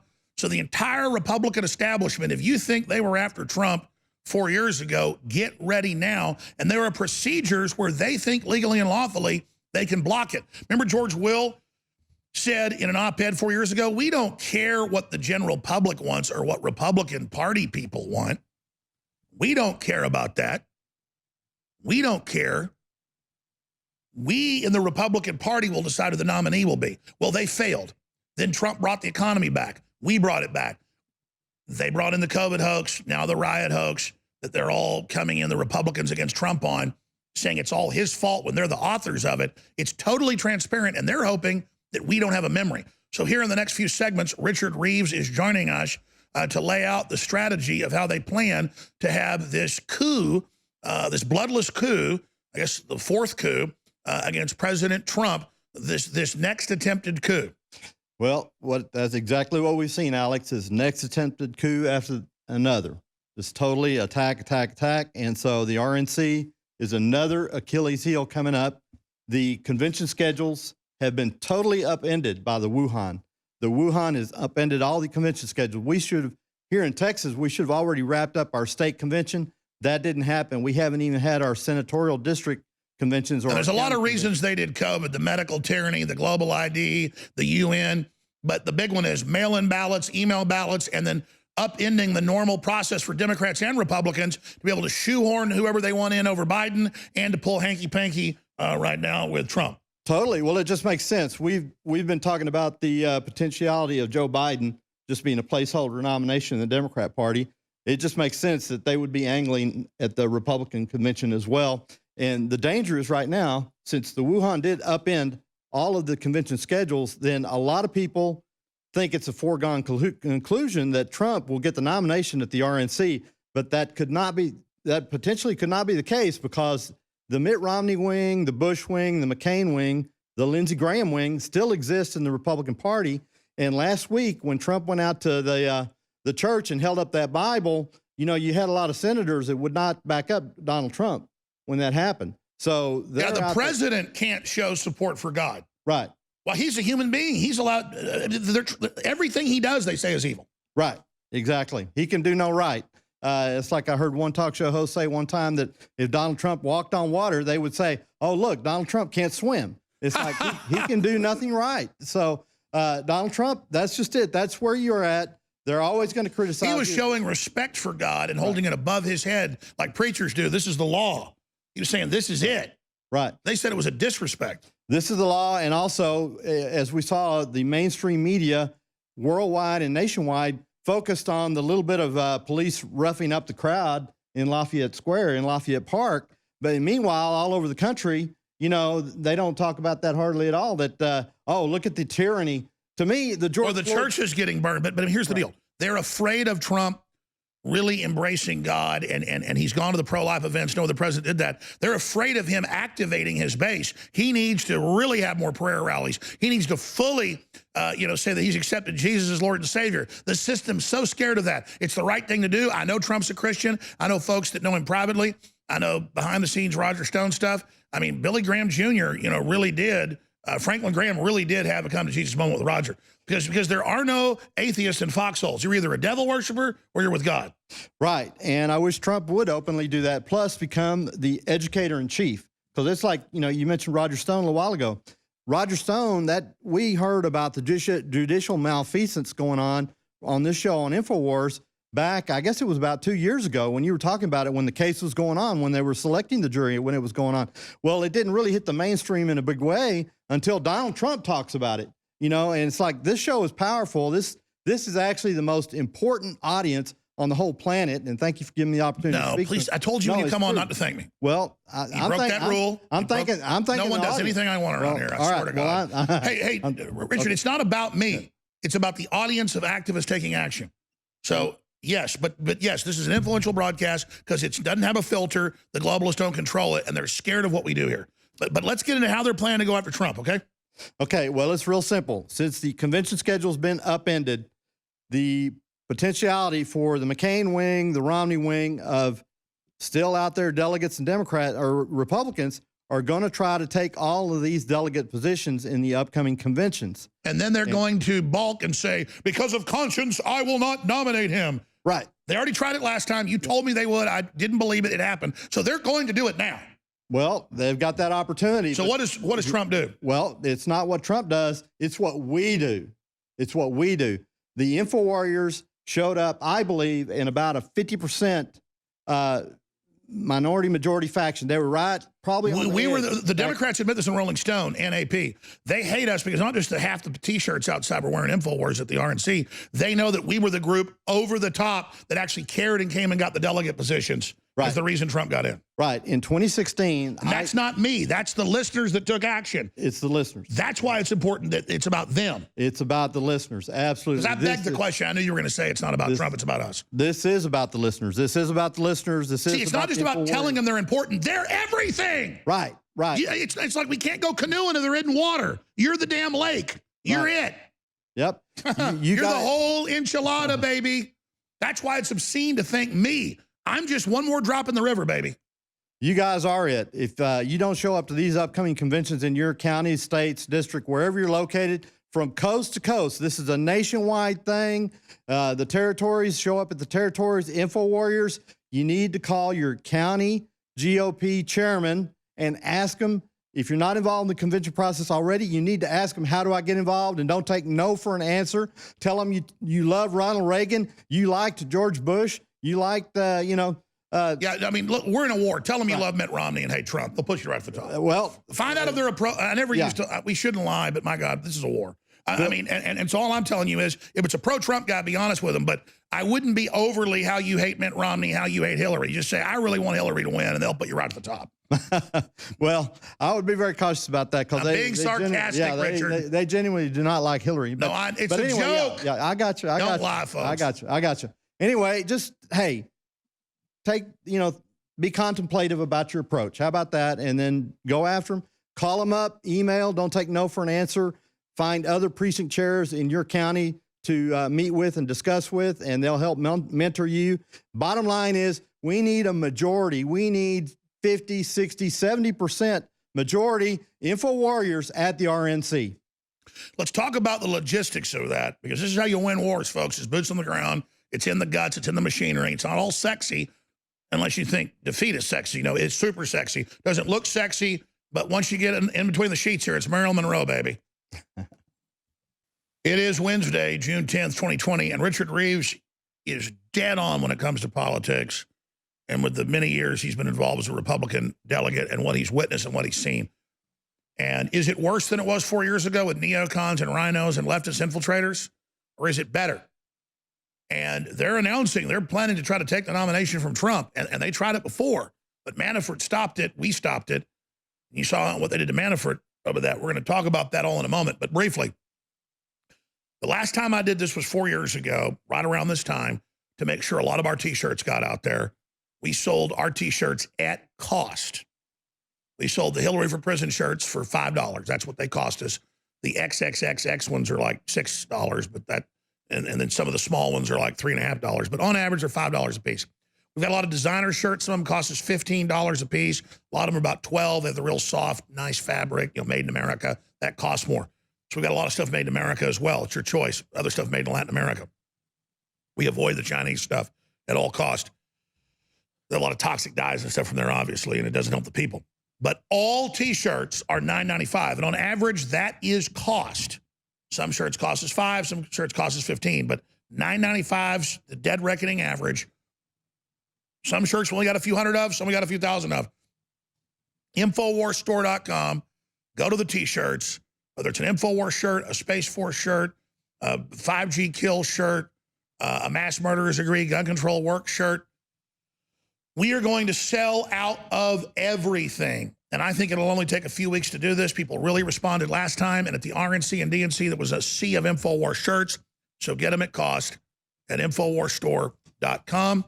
I would say it supports the broadcast, but really just supports the truth because we're not making money off that. But it does trigger leftists who think they control the universe and who love to censor. When I'm out riding around in Austin and in the armored vehicle and the leftists are throwing bottles and metal poles at us and attacking us with hammers, they go, you're off Twitter and Facebook. They just celebrate it. But they're so pissed that we've still got Infowars.com and all these radio stations that are so precious. So please support those local radio stations as well. And don't take it for granted, the position that you've built, what we've got here in this fight. Also, Survival Shield X2 Deep Earth Crystal Iodine is now available in a spray bottle, and it's a new formulation that some of the experts think is even better delivery in the solution it's in. Learn about the delivery system at InfoWarsStore.com. We're about to sell out of the regular X2.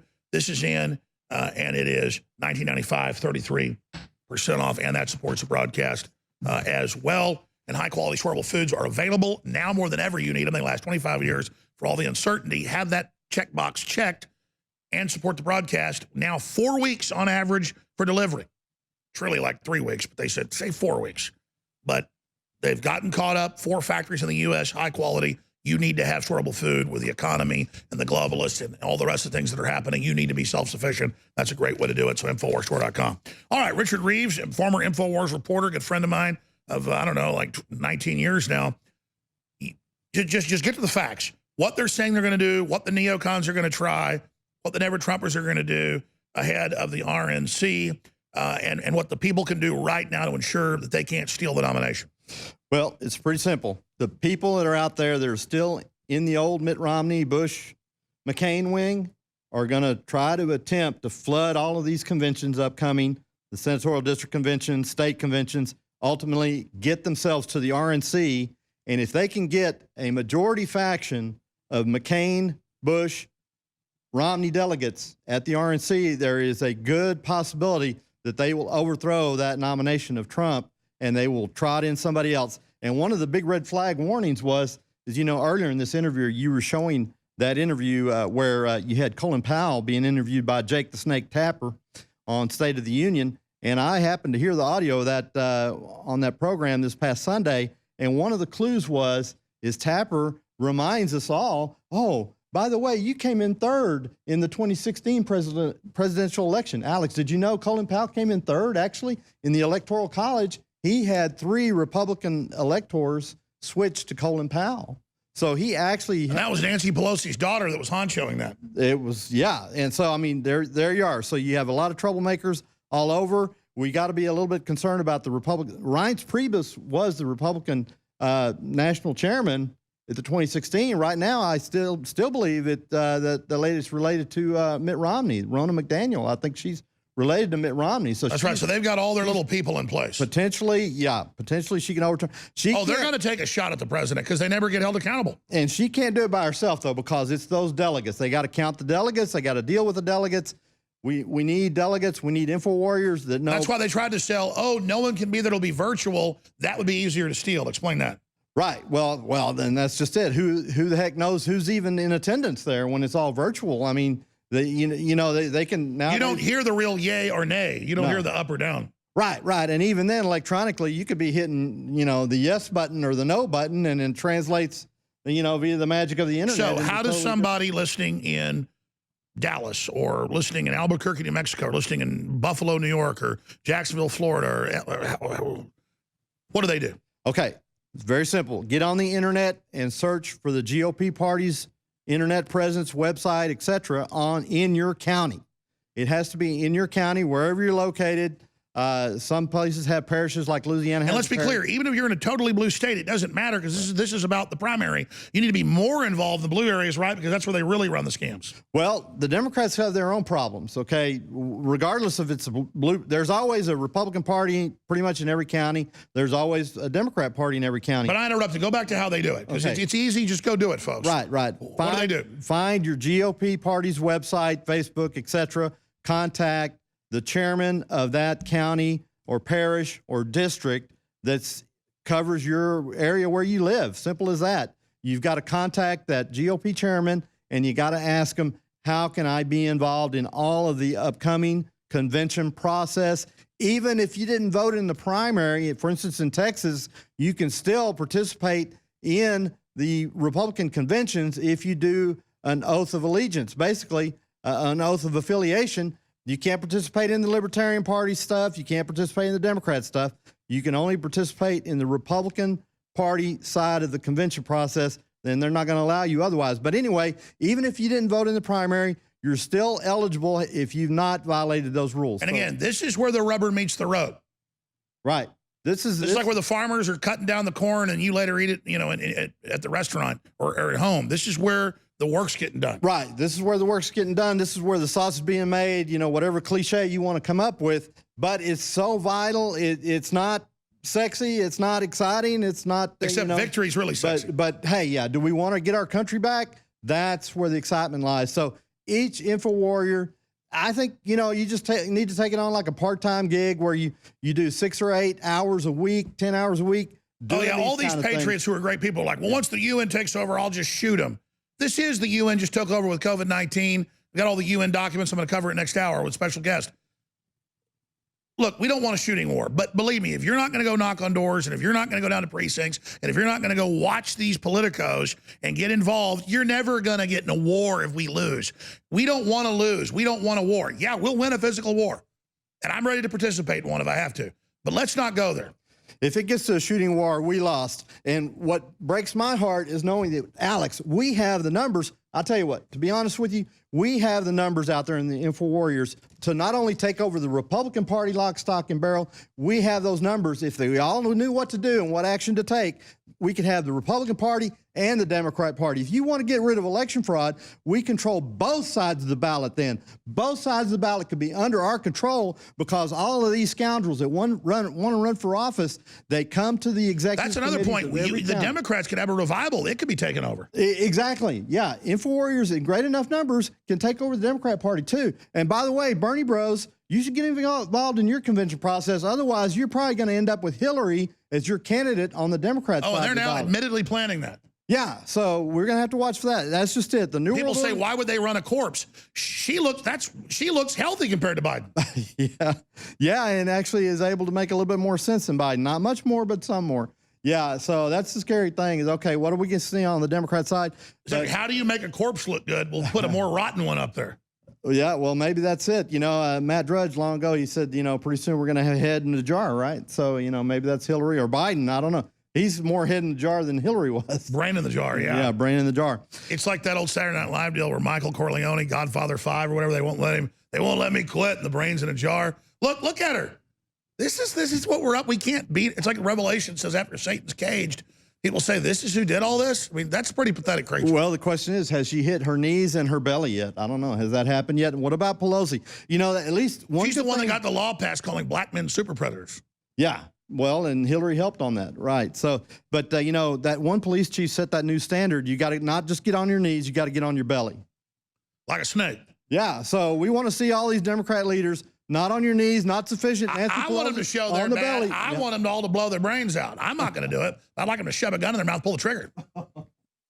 By the way, I got to feed Soros little troll things. I actually want Nancy Pelosi, like Lenin, to live under glass and never die. And I don't want anything to happen to Biden because they're so ineffectual. They're such jokes. I don't want them to shove guns in their mouths and commit suicide, even though they say there's too many of us and they want suicide. They want the VA to be so bad. We got 50 troops committing suicide a day or whatever. I want their ideas to be destroyed. But bowing, lying down on their stomachs isn't enough. When does it get to the point, Richard, where we're asked for human sacrifice to atone for how we're bad? I mean, once you're on your knees, what else do you do? Actually, we're there. You described actually on one of your shows recently that these vaccine programs are a form of human sacrifice. So we're there. I mean, and of course, I wasn't really going to eat my neighbors, but you were saying during the break, Bill Gates is basically eating us. I'll tell you what, they are eating us. And if we fail, InfoWarriors, if we failed, there's no hiding under the radar. They've got this internet thing. They got us all figured out. Even if you don't have internet or smartphone or whatever, you're probably on the top of the list. So it's either we're going to push the New World Order back, however many 100, 200 years. We know Revelations is true. So sooner or later, they get their moment in the sun. But I think it's really up to our activities right now. I think God has given us the free will and the ability to push back the evil and have more time. And I think this is where Donald Trump has an unprecedented opportunity to bring the First Amendment to the whole planet. He can do it with the trade deals. The First Amendment, the people are clamoring for First Amendment. You got Hong Kong over there. Potentially, that could be our 51st state, Hong Kong. Those people are ready to be Americans. By the way, U.S. sends aircraft carrier as China makes moves in the Pacific. China says they may invade Hong Kong and Taiwan. I know. And by the way, the Washington Post is like supporting that. Well, sure they are. The Bezos Post, that's no surprise there. You've got a lot of leftists supporting that. It's just really upside down world. Things have gone crazy, as your audience knows. And we have, like I say, Donald Trump, you've got an opportunity right now. I told you in January of 2016, Alex, I was in Iowa following the Trump campaign. And I told you, look, Trump's got two choices on this. He's either going to be the best president ever or the worst president ever. And right now, I'm sorry, but he's tacking towards the worst side right now. So he really needs to take big action. He needs to become he was doing great at first, educator-in-chief. but now they've counterstruck to kill the economy. He needs to be out there saying, you're the ones that launched the COVID hype. You're the ones saying keep us locked down. You're the ones that say everybody should riot, but we can't have a mega rally. He needs to go on the offense. He needs to step up and be educator-in-chief. He needs to be like Alex Jones, firing off and bringing up. He can wake up the planet. He can wake up the planet. Donald Trump can wake up the planet. Please do that. So right now, he should be out there saying the Democrats, the party of the KKK, the minimum sentencing, the abort all the black babies, reading Margaret Sanger quotes. He could destroy them. Donald Trump, assume the role of educator-in-chief. Assume the role of educator-in-chief. Start the rallies back up. Well, he's doing that. He's doing that. Right. But I think he knows now he's being set up with 145 days out. Because I told you Trump was going to win, and he still has a chance to. But let me tell you, they're lined up this time. Yeah. Yep. They're always lined up. And, do those rallies, no social distancing. Pretty much everybody should not wear a mask. It's all a hoax. Make it optional on the mask. Make it optional on the mask. If you're run down at Super 6, it's a real pneumonia. Can you believe the Democrats put, now I learned it's 10 states. I was saying four that got attention. On purpose, COVID patients with nursing home people, that's a known death sentence, just to get the numbers up. I mean, that is some evil people. I know that's old news, but now it's confirmed. They told doctors that the health department in New York threatened to arrest state board examiners that said, don't do this. Which that brings up another point of frustration for me is Trump has allowed these criminals to just continue and doing their nefarious activities. It's just like you talked about with the murdering scum that's putting COVID-infected patients in nursing homes. Well, I'm frustrated because Trump has known about Antifa since the spring of 2016 when Antifa and other black bloc groups made them cancel Trump's Chicago event in 2016. And it turned out WikiLeaks, Hillary, and Soros were behind that. Richard Reeves of InfoWars. Thank you, Richard. Great points. All right. Thanks, Al. All right, I've been a fan of these guys for years. The Hodge twins, the conservative twins on YouTube, join us to talk about what in the world's going on and how we turn this around. Please stay with us. Here are some of the latest headlines at Infowars.com, the most banned website in the world, as it tells the truth. Report, Antifa seeks armed volunteers to hold seized ground in Seattle. What could go wrong?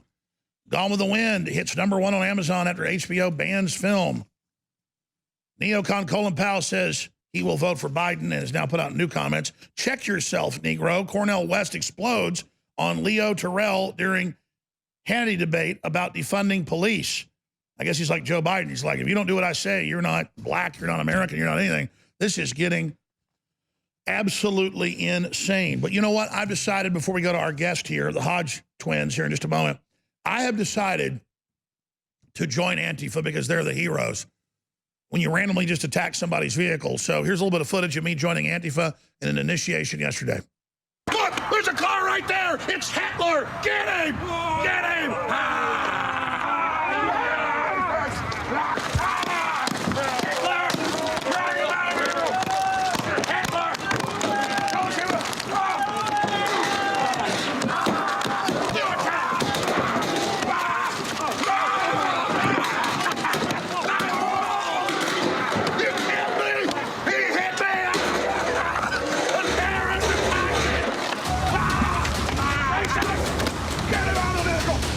By the way, everyone's commenting that my T-shirt's too small. That's the point, is I'm doing a comedy piece. All right, big fans of these guys for years, the Hodge twins. I want to plug their website, but they want you to go to their YouTube channel, Conservative Twins. Gentlemen, you need no introduction here. Great to have you on with us. I know you've been on some of the other shows, but thanks for being here with us. Wow, where do you want to start with what's currently happening? I mean, what would you call this period of time we're in right now? This identity politics, this is what caused all of this. And it's all been pushed on this lie that cops are hunting down black people on a daily basis. Right. Which is the biggest lie. I mean, statistically speaking, a majority of our encounters with police officers is good. But the mainstream media is trying to push this idea that they're hunting down black folks and killing them in numbers that's not seen in other demographics of people. Police brutality is a problem, but it happens across all walks of life, not just with black people. I know ever since President Trump got elected, they were saying how divisive he is. I mean, when you look at mainstream media, they're all about divisiveness. They have never been bringing America together, and Right now, unfortunately, you can see how everything's breaking out because of identity politics. Do you think they're successful? Where do you think this is all going? Man, it's these damn globalists. They're trying to, Western civilization, they're trying to destroy us. Yeah. I think they're well on their way. Yeah. Because you got black people thinking that they're less than human. They're less than white people.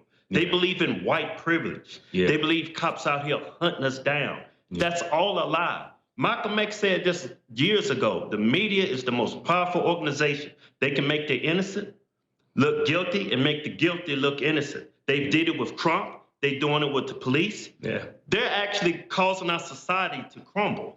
Yeah. And they've made Joe Biden like a saint. I mean, it's pretty obvious when you see this man on camera that he's not a good person. The things that he does, how he avoids people's personal space regardless of gender, it just makes me sick. Because when you look at this man, you can tell that this man is evil. He's been in office for over 40 years. He's did nothing. And now they're trying to preach to the American people that it's all Trump's fault. He's only been in office for 3 years. These people have been in office for decades. Yeah. Sick. Well, I was about to say, what Trump's gotten done has been incredible, and I wish he'd do more, but he's totally surrounded. He's massively turned the economy on, massively increased funding to black colleges and all these other places that actually help people. He's ending wars he said he would end. He's getting conservative Supreme Court people in. All I see is him fighting like hell to keep his promises. And now the Democrats said, we want to plunge the economy. And now they're like, oh, COVID-19 that they hyped up, plunged the economy. And now they're blaming it on Trump. They think we're so stupid. We don't have a memory. Well, you guys have a memory. I have a memory, but I got to tell you, a lot of Americans out there, it seems, don't have a memory. And I'm really worried about Trump. What do you gut level think's about to happen in this election in 145 days? Man, it's really remarkable what this man has been able to accomplish since he went in office, because the media, the government itself is after him. But I cannot see how this man is not reelected. Yeah. I mean, everything he's done, regardless of some of the things he said, nobody's perfect, but Trump has did some amazing things. Yeah, it's like literally half this country cannot think for themselves. If he loses this next election, it's because of that. Because a lot of times people, they turn on the TV, they don't want to form an opinion. They follow what the media's pushing. Yeah. And that's why this country is in the situation that it is. People do not think for themselves anymore. Conservatives, we think for ourselves, but on the left, they go with whatever the media pushes. And that's, if he loses the election, that's why he will lose. I totally agree. Ad hominem attacks. Everything that they say is opinionated. They form an opinion and they tell their audience what to think instead of to think. Yeah. What do you make of CNN and NPR saying Trump's bad to have rallies again, but all these other big mass rallies that are anti-Trump, anti-America are good? Again, they're literally talking out of both sides of their mouth in front of us. It's like a war on logic. Right there. There's hypocrisy. Yeah, it's no logic. They told us with this COVID, stay home. Yeah. When this George Floyd thing happened, forget all about all that. We need to riot. We need to protest. Yeah. It's hypocrisy at its finest. But it's weird to me that half the country, they can't see that. Yeah. Politics in this country is so tribalistic now. People just stick with their side, and they don't sit there and continue to be objective. I agree. Have to remain objective in all of this. I agree. What do you make of Pelosi and them dressing up with like some type of, I guess, Kenyan scarf, which isn't even Kenyan, and then bowing and kneeling, and then other people getting on their bellies? I mean, quite frankly, I think this is very condescending. I think this is really patronizing. What do you think? But that's what they've been doing for decades, Alex. Yeah. It works. They've been telling black people that they're not American, that they're African American. Yeah. And black people believe it. They paint us as African Americans. They won't just call out and just tell us that we're Americans. No, we're African Americans. We're less than American. Yeah. And then when they show up in this kente cloth, it is so patronizing. It's right there in your face. Yeah. You know, and people don't see it. Black people don't see it. If I showed up at a Native American funeral wearing face paint and feathers. Exactly. That's disrespectful, but they do it in front of black I was about folks. to say, they say if it's a Halloween deal and I dress up and I'm just having fun as being a Greek or an Indian or something, that's not meaning to be bad, so it's not bad in my view. But if I showed up at a Native American funeral dressed up like a big chief, they go, hey, dude, you're a little bit of a weirdo and you're acting like you're us, you're not. Or showing up at a black funeral in blackface. This is literally like when Hillary would be in Kentucky. And she goes, how y'all doing? Talking like Granny Clampett. I mean, because if I was in New York, I wouldn't put on a New York accent. Or if I was in Alabama, I wouldn't put on a Southern drawl. I don't get this fakeness. Yeah, AOC, Hillary Clinton showing up with a bottle of hot sauce. Joe Biden saying, if you don't vote for me, you're not black. I mean, when are black people going to wake up? This is so exactly. I couldn't imagine showing up at say, some Mexican people's house, and I go, hey, look, I got hot sauce. I mean, what? Who the hell thinks like that? Hey, Alex, don't forget about the sombrero hat. Man, I tell you, it's getting crazier and crazier and crazier. When I show up at my friends' houses, I don't even think about what color they are. I'm like, hey, where are we going to go eat? I mean, but again, Democrats, they put everything through a lens. Why do they do that? Identity politics, divide and conquer. Yeah. That's their whole motto. If people wake up and stop looking at people, judging them based on the color of their skin, just by the content of their character and who's got the best ideas, America will be in a lot better position. But until that happens, unfortunately, people of color, minorities, they're going to continue to suffer. Well, that's why the Democrats are panicking. I want to talk to you guys about this when we come back. We see the polls, but I've learned not to believe those. But I know a lot of people of every color, and it does seem like with, quote, minorities, Trump is very, very popular compared to other Republicans. Well, other Republicans are super boring weirdos. I don't blame them. So the polls show upwards of 40% of black males like Trump. That's up from 10% previously. Is that an accurate number from what you see, just in general, talking to folks when we come back? And what other tricks does the deep state have up their sleeve to try to derail Trump? And if Trump did lose, what will the Democrats do next? Let's talk about worst case scenario when we come back. And it's the Hodge twins. Check them out on YouTube at Conservative Twins.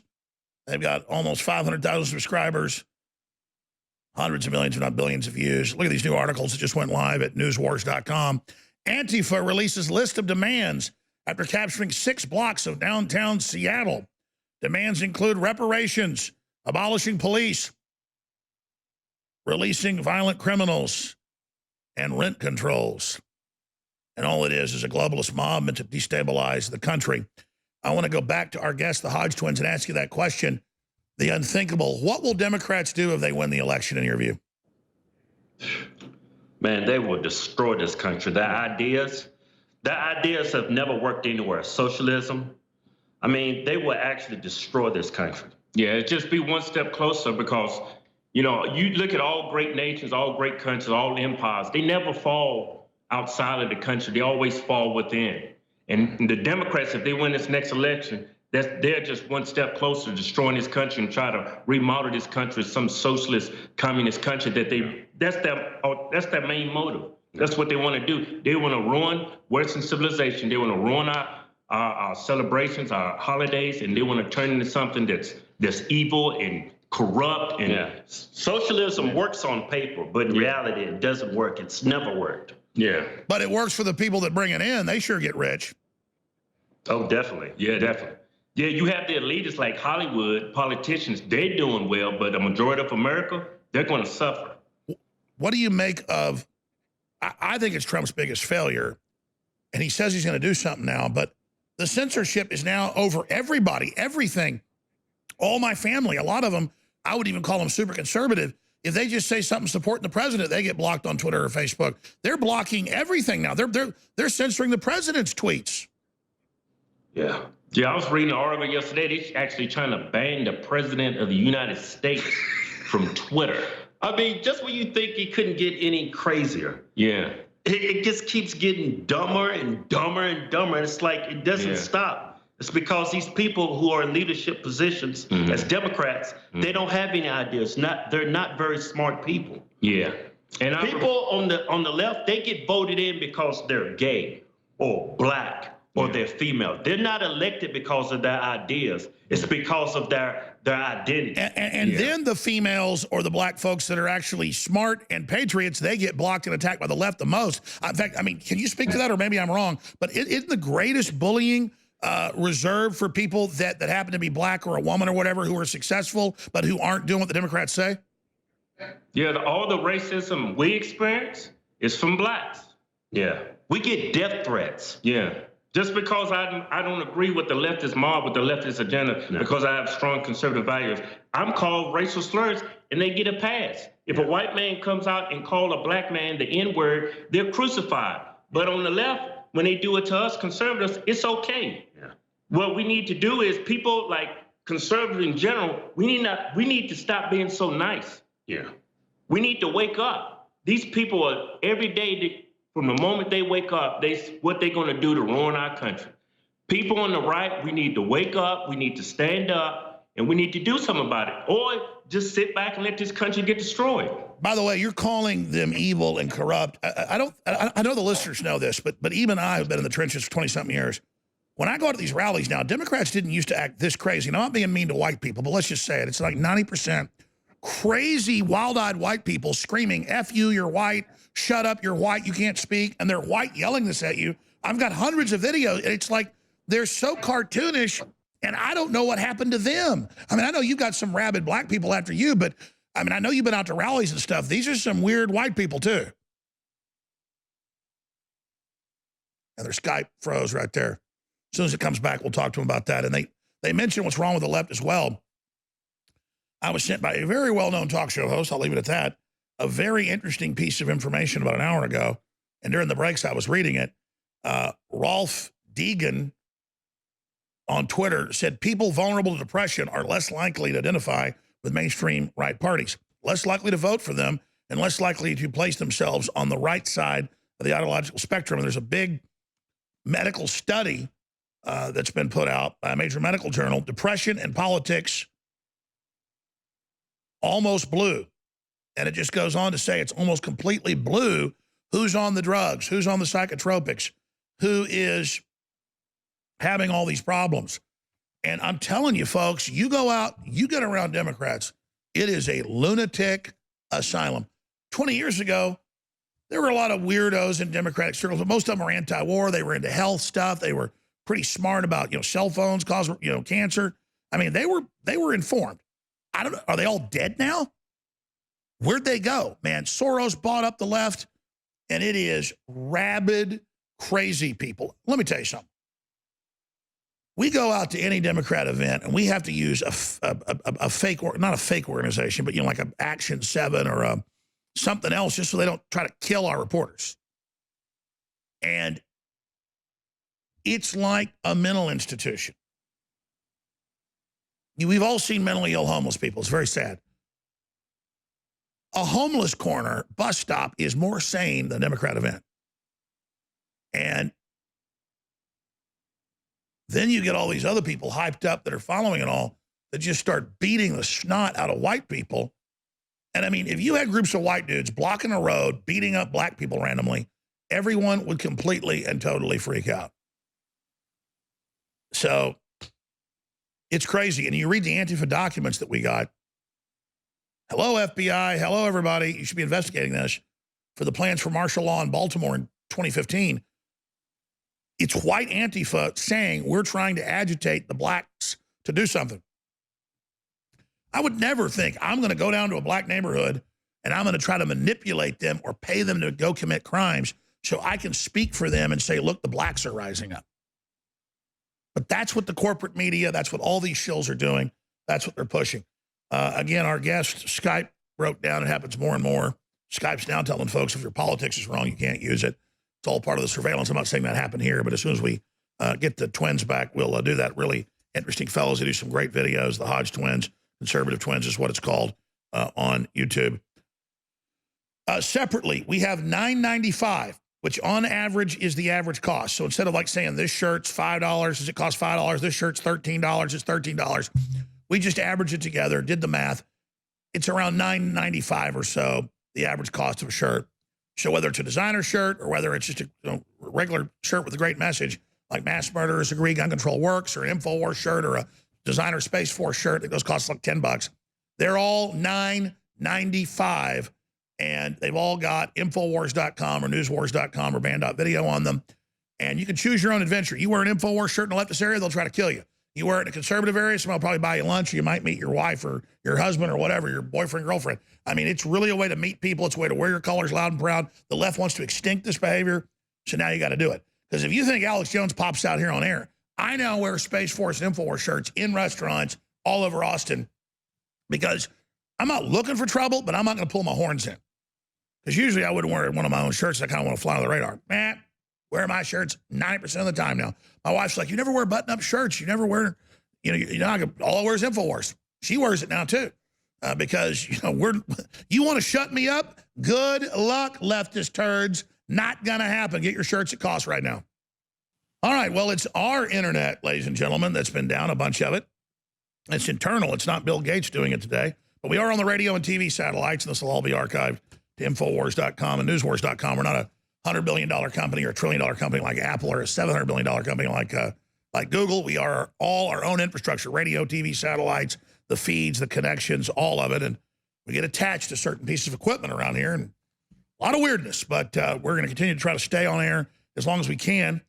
Going back to our guest here today, I have a clip here that's up on Infowars.com.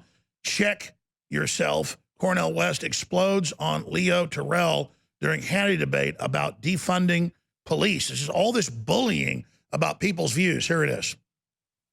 You know, Sean, you asked Dr. Cornel West the type of question you asked in a court of law. He won't answer because he's just giving you old talking points. I'll speak to you, Dr. Cornel West, black man to black man. There's looting going on, and you try to conflate. No, it's my turn. It's my turn. You try to conflate protesting and police misconduct. And shame on you. And you're absolutely wrong. You won't address the issue. You will refuse to address the issue because I'm talking to you. You're not my brother. You're not my brother. You are hurting black people by acting this position. You are taking the wrong position. No, my brother. That stuff plays out. That plays out. Address the question. Do you? Oh my gosh! You have lost control. You're a dinosaur. You're an outright dinosaur. You have lost it, sir. I'm not part of your group. I'm not part of your group. You have lost it. You are a dinosaur. And you know what? He's funding the police. You a Neolithic, you are wrong. Brother. You are wrong, my friend. No, I don't think so. Because your position is so way off. By the way, hit pause. I love how Cornel West is wearing his mask in his house. It's all like, I'm good, you're not good. And the whole thing's a hoax. They put all the regular deaths in the COVID-19 column. It's all come out, it's a hoax. Bill Gates' models were 23 times higher than what even happened. Gentlemen, well, let's finish another minute of this and then get your take on Cornel West's meltdown. Here it is. Off. I will not respect you come out of the block disrespecting people. Yeah, you disrespect me the day that Brother Floyd is put in the grave. Who do you and do all you want. That does not work on me. That does not work on me. You're my brother. Keep saying that.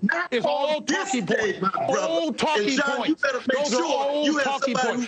Hang on, guys. All right, Leo, give me a second. Guys, all right, everybody's mic'd out. Hang on. Guys, one at a time. Cornel West, then we'll go to Leo. Cornel, you're up. Not on this day. Not when Floyd Jr. put in the grave. No, Leo? Okay, I'll wait. Okay, thank you. Can I just, you know what? You asked him a very simple question. He won't say he's against defunding the police because you know what?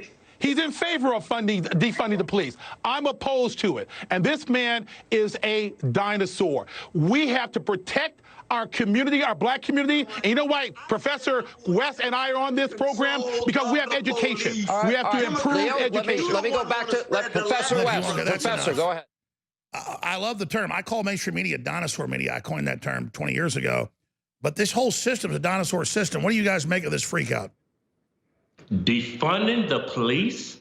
I mean, if anybody should be against defunding the police, it's black people. Yeah. Black people don't even realize that half the murders in this country is committed by 5% of the population. That 5% of the population is black Americans. Yeah. This whole defund the police started with George Floyd's murder. Do y'all realize what his record was? That guy once robbed a pregnant woman and put a gun to her stomach. Yeah. I mean, nobody says anything until, unfortunately, just because this police officer is white, then the mainstream media wants to feed this lie to American people, especially the black community, that you're being hunted down like animals, when that's not even the case. And defunding the police department, we need police. Without a police department, you don't have a civil society. Look what's happened over the last week with police. 200, what is it in LA? 244% increase in homicides since this happened. Right. It's crazy. You want to get rid of the police? Yeah. But I mean, they don't like what happened to Ahmaud Arbery. Y'all say that's vigilante. But, you know, justice. statistically, I got an article here. The left is more often calling the police. They want the police forever. They want the police to arrest us if we're not wearing masks, but they want to defund them. Again, there's no logic. Sorry, it's a 250%. I don't know why I said 244. I think the actual number is 244, but I mean, look at that. Yeah. It's no logic. It's irrational. And this guy, this professor, he's actually teaching kids, our future generation. Yeah. This man looks like he belongs to the mental asylum. Defunding the police, he looks like a madman. He does look like a crazy Einstein. Psychopath. That dude needs to be in a straitjacket in a room. That's what he looked like on Fox News. Millions of people watch you, and this is how you act. Imagine how this guy acts behind closed doors in his own house, talking about when it's not on the record. Yeah. Uncivil, irrational, mental case. And this guy's in charge of our future. But the black community, they look up to this guy. By the way, I'm a big fan of Leo Terrell. I've read his writings and heard some of his show, but he was kicking ass right there. We need to get this guy on the air. He was just knocking it out. He said, "Listen, I don't belong to you just because I'm black and you're black. You don't speak like some white dude would tell me you're white, so I speak for you, and I speak for you, and you speak for me. That's how cults operate."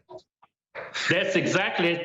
That's he's preaching black supremacy. Yeah. If white people can't do it, why can blacks do that? Yeah. It's the exact same logic. Oh, you're not being white right now. Yeah. He's doing the exact same thing. Oh, you're not being black. You're not my brother right now. He's preaching black supremacy. Yeah. You either believe in everything I say or you're not one of us. Yeah, and you hit the nail on the head, Alex. That's like a cult ideology. Yeah. Somebody else speaks for you. No, I speak for myself. Yeah. I had family reach out to me, Alex. Oh, what would your mom think? Or what would your aunt think? Because it's like, I don't check in with my aunt and ask her permission who to marry or how to think or how to live my life. Yeah. I'm a grown man. Yeah, I think for myself. Yeah, I'm the man I am because of my mama. My mama told me to practice self-accountability. Yeah. If my mom was still alive today, she wouldn't be happy with any of this stuff. But Alex, this is what is taught in black communities. Yeah. I'm an Uncle Tom. I'm a coon if I don't think like that. Yeah. Well, to take the police officer, David Dorn, that got shot and killed, a retired detective, a retired captain, and it came out in the news, well, he was a black guy protecting the business. Turned out it was a black business he was protecting. But who cares? How is he an Uncle Tom? Because he did well and was loved in the community and was a police captain. How is black people becoming the establishment bad? That's becoming the system. I mean, how the left teaches black people that you stay poor on welfare and you never run anything, and if anybody ever gets in a position, they're a sellout. That is the... Again, they're literally, as they say, trying to keep black people down. Yeah, our school system, especially in the black inner urban neighborhoods, have failed black kids. I mean, the reason why we study history is so we won't prevent it. Thomas Jefferson said it years ago, if your government is big enough to give you something, they're big enough to take that away from you. Yeah. And black people don't realize that big government is not good. It's not the answer. It's not the answer. The only way any person is going to live the American dream is through hard work, making great decisions, and practicing self-accountability. Yeah.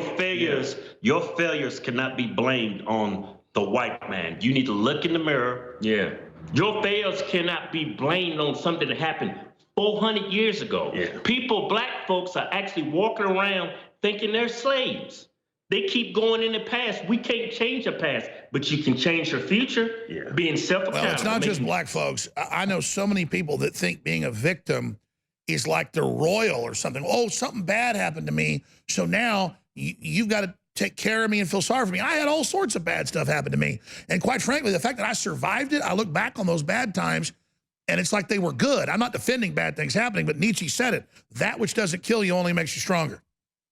Yeah, bad things happen to everybody. Yeah. When bad stuff happens to you, take it as an opportunity to learn from it so it never happens again. Yeah. Instead, people like to victimize themselves and they glorify it. Yeah. And they're doomed to keep repeating, making mistakes. Well, gentlemen, I appreciate you coming on the broadcast. Folks can find you on Twitter at Conservative Twins. I want to come back and give you the floor on any topics you want to cover in the final segment of this hour. Then John Rappaport is ready to go. I'm going to hit this psychological study on the left, being 5 times more depressed than conservatives. Welcome back. Alex Jones here live. I was just in the break room getting a glass of water, and there was Fauci saying, oh, COVID-19 is far from over. In fact, it's worse because as more tests go out, they've been proven that are fraudulent, provided by Bill and Melinda Gates, who got shut down by the FDA, but not before tens of thousands of the tests went out, tens of millions. They then say, oh, you're all positive. Nobody's sick of this meatpacking plant, but we got to close it. Sabotaging the entire economy. Meanwhile, Elmo and his dad discuss why racism is a huge problem in our country in CNN town hall. Now, oh, we don't believe lying CNN puppets of the New World Order, so now they give us actual puppets. This is getting too insane. The Hodge twins, find their great work at Conservative Twins on YouTube. And gentlemen, fire out your website as well, because I mean, I'm all about promoting the big platforms. People can find you, but it's also important to promote the actual websites so people can find you there in cyberspace. Give folks the best website for you. Yeah, you can follow us on Instagram. We're at Official Hodge Twins. Yeah, we're on YouTube at The Hodge Twins. No, that's Facebook. On YouTube, we're Conservative Twins. Right. All right, gentlemen, I could ask a lot of questions, but just in the time we have here, what else do you want to put front and center to the couple million folks that are watching? This what we've seen over the last week or so has been a culmination of what the media has been pushing on the left for like the last couple of years. Now those chickens are coming home to roost and they're getting what they want. Our society is starting to crumble. I don't want a lot of people to buy into this country's racist. I mean, we've traveled all over this country. We've traveled all over the world. This is still the best country on this planet. Do not feed into the lies that mainstream media is preaching to everybody that whites are against blacks. Don't believe that. Yeah. A majority of people in the United States are good people, hardworking people, not racist. Yeah, don't let a few bad apples destroy the entire bunch. This is still the greatest country on this planet. But we have to still continue to fight for this country because this country is under attack from within. Our own politicians. They're trying to take this country in the direction that other countries have taken in the past, and those countries have failed. People are actually fleeing those countries to come here, but now we're trying to institute those same failed policies from other countries. We need to stand up. You need to believe in our country. Capitalism is the best political economic system that has freed more people out of poverty. This socialism, it does not work. Do not buy into a huge government that's going to provide you a house, the American dream. It will not happen. It cannot happen. The only way you're going to achieve the American dream is through hard work and making good decisions. You never want to bow down to your government. Your government can't give you that American dream. You have to earn it. Remember when that sad black lady in Florida got up and asked Obama for a free house, and he said, we'll get it for you? And then the Democrats never called her, but Republicans got together and got her the house to make a point. But that is just sick to tell that woman, we're going to help you. She's living out of her car, and they didn't even help her. I mean, they just, whatever they do, it's for a vote. It's not out of the goodness of their heart. They're seeking power. That's all they want. As soon as that camera turns on, Alex, they go into that little acting role they go into. As soon as that camera turns off, it's like they cut it off. They forget everything they just said. And that's because the system recruits sociopaths.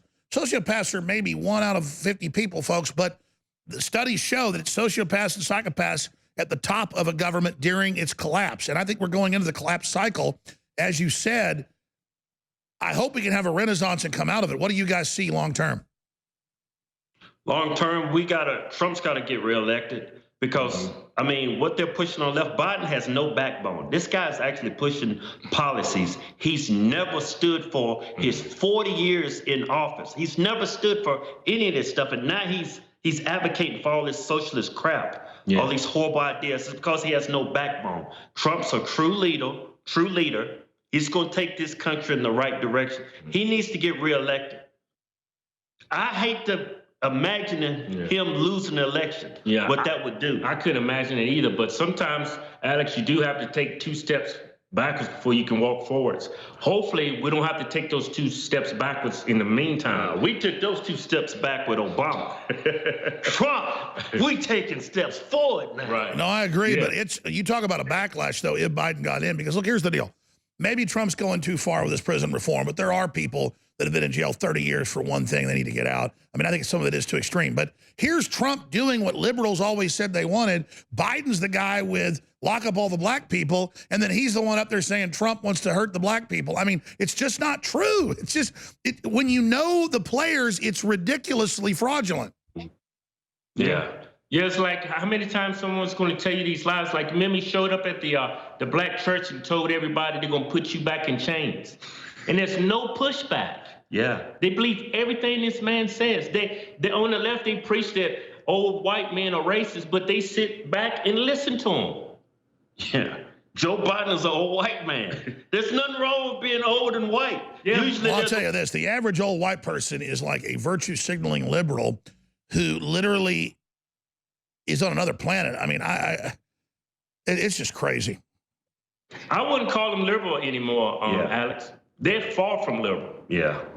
I wish they would bring liberals back. These people are lefties. I agree. You're right. You're right. Yeah. In fact, PragerU has a great 5-minute piece on the difference between a liberal and a lefty. You guys, give me your definition in closing of a liberal versus a lefty. A liberal is typically what a Republican is now.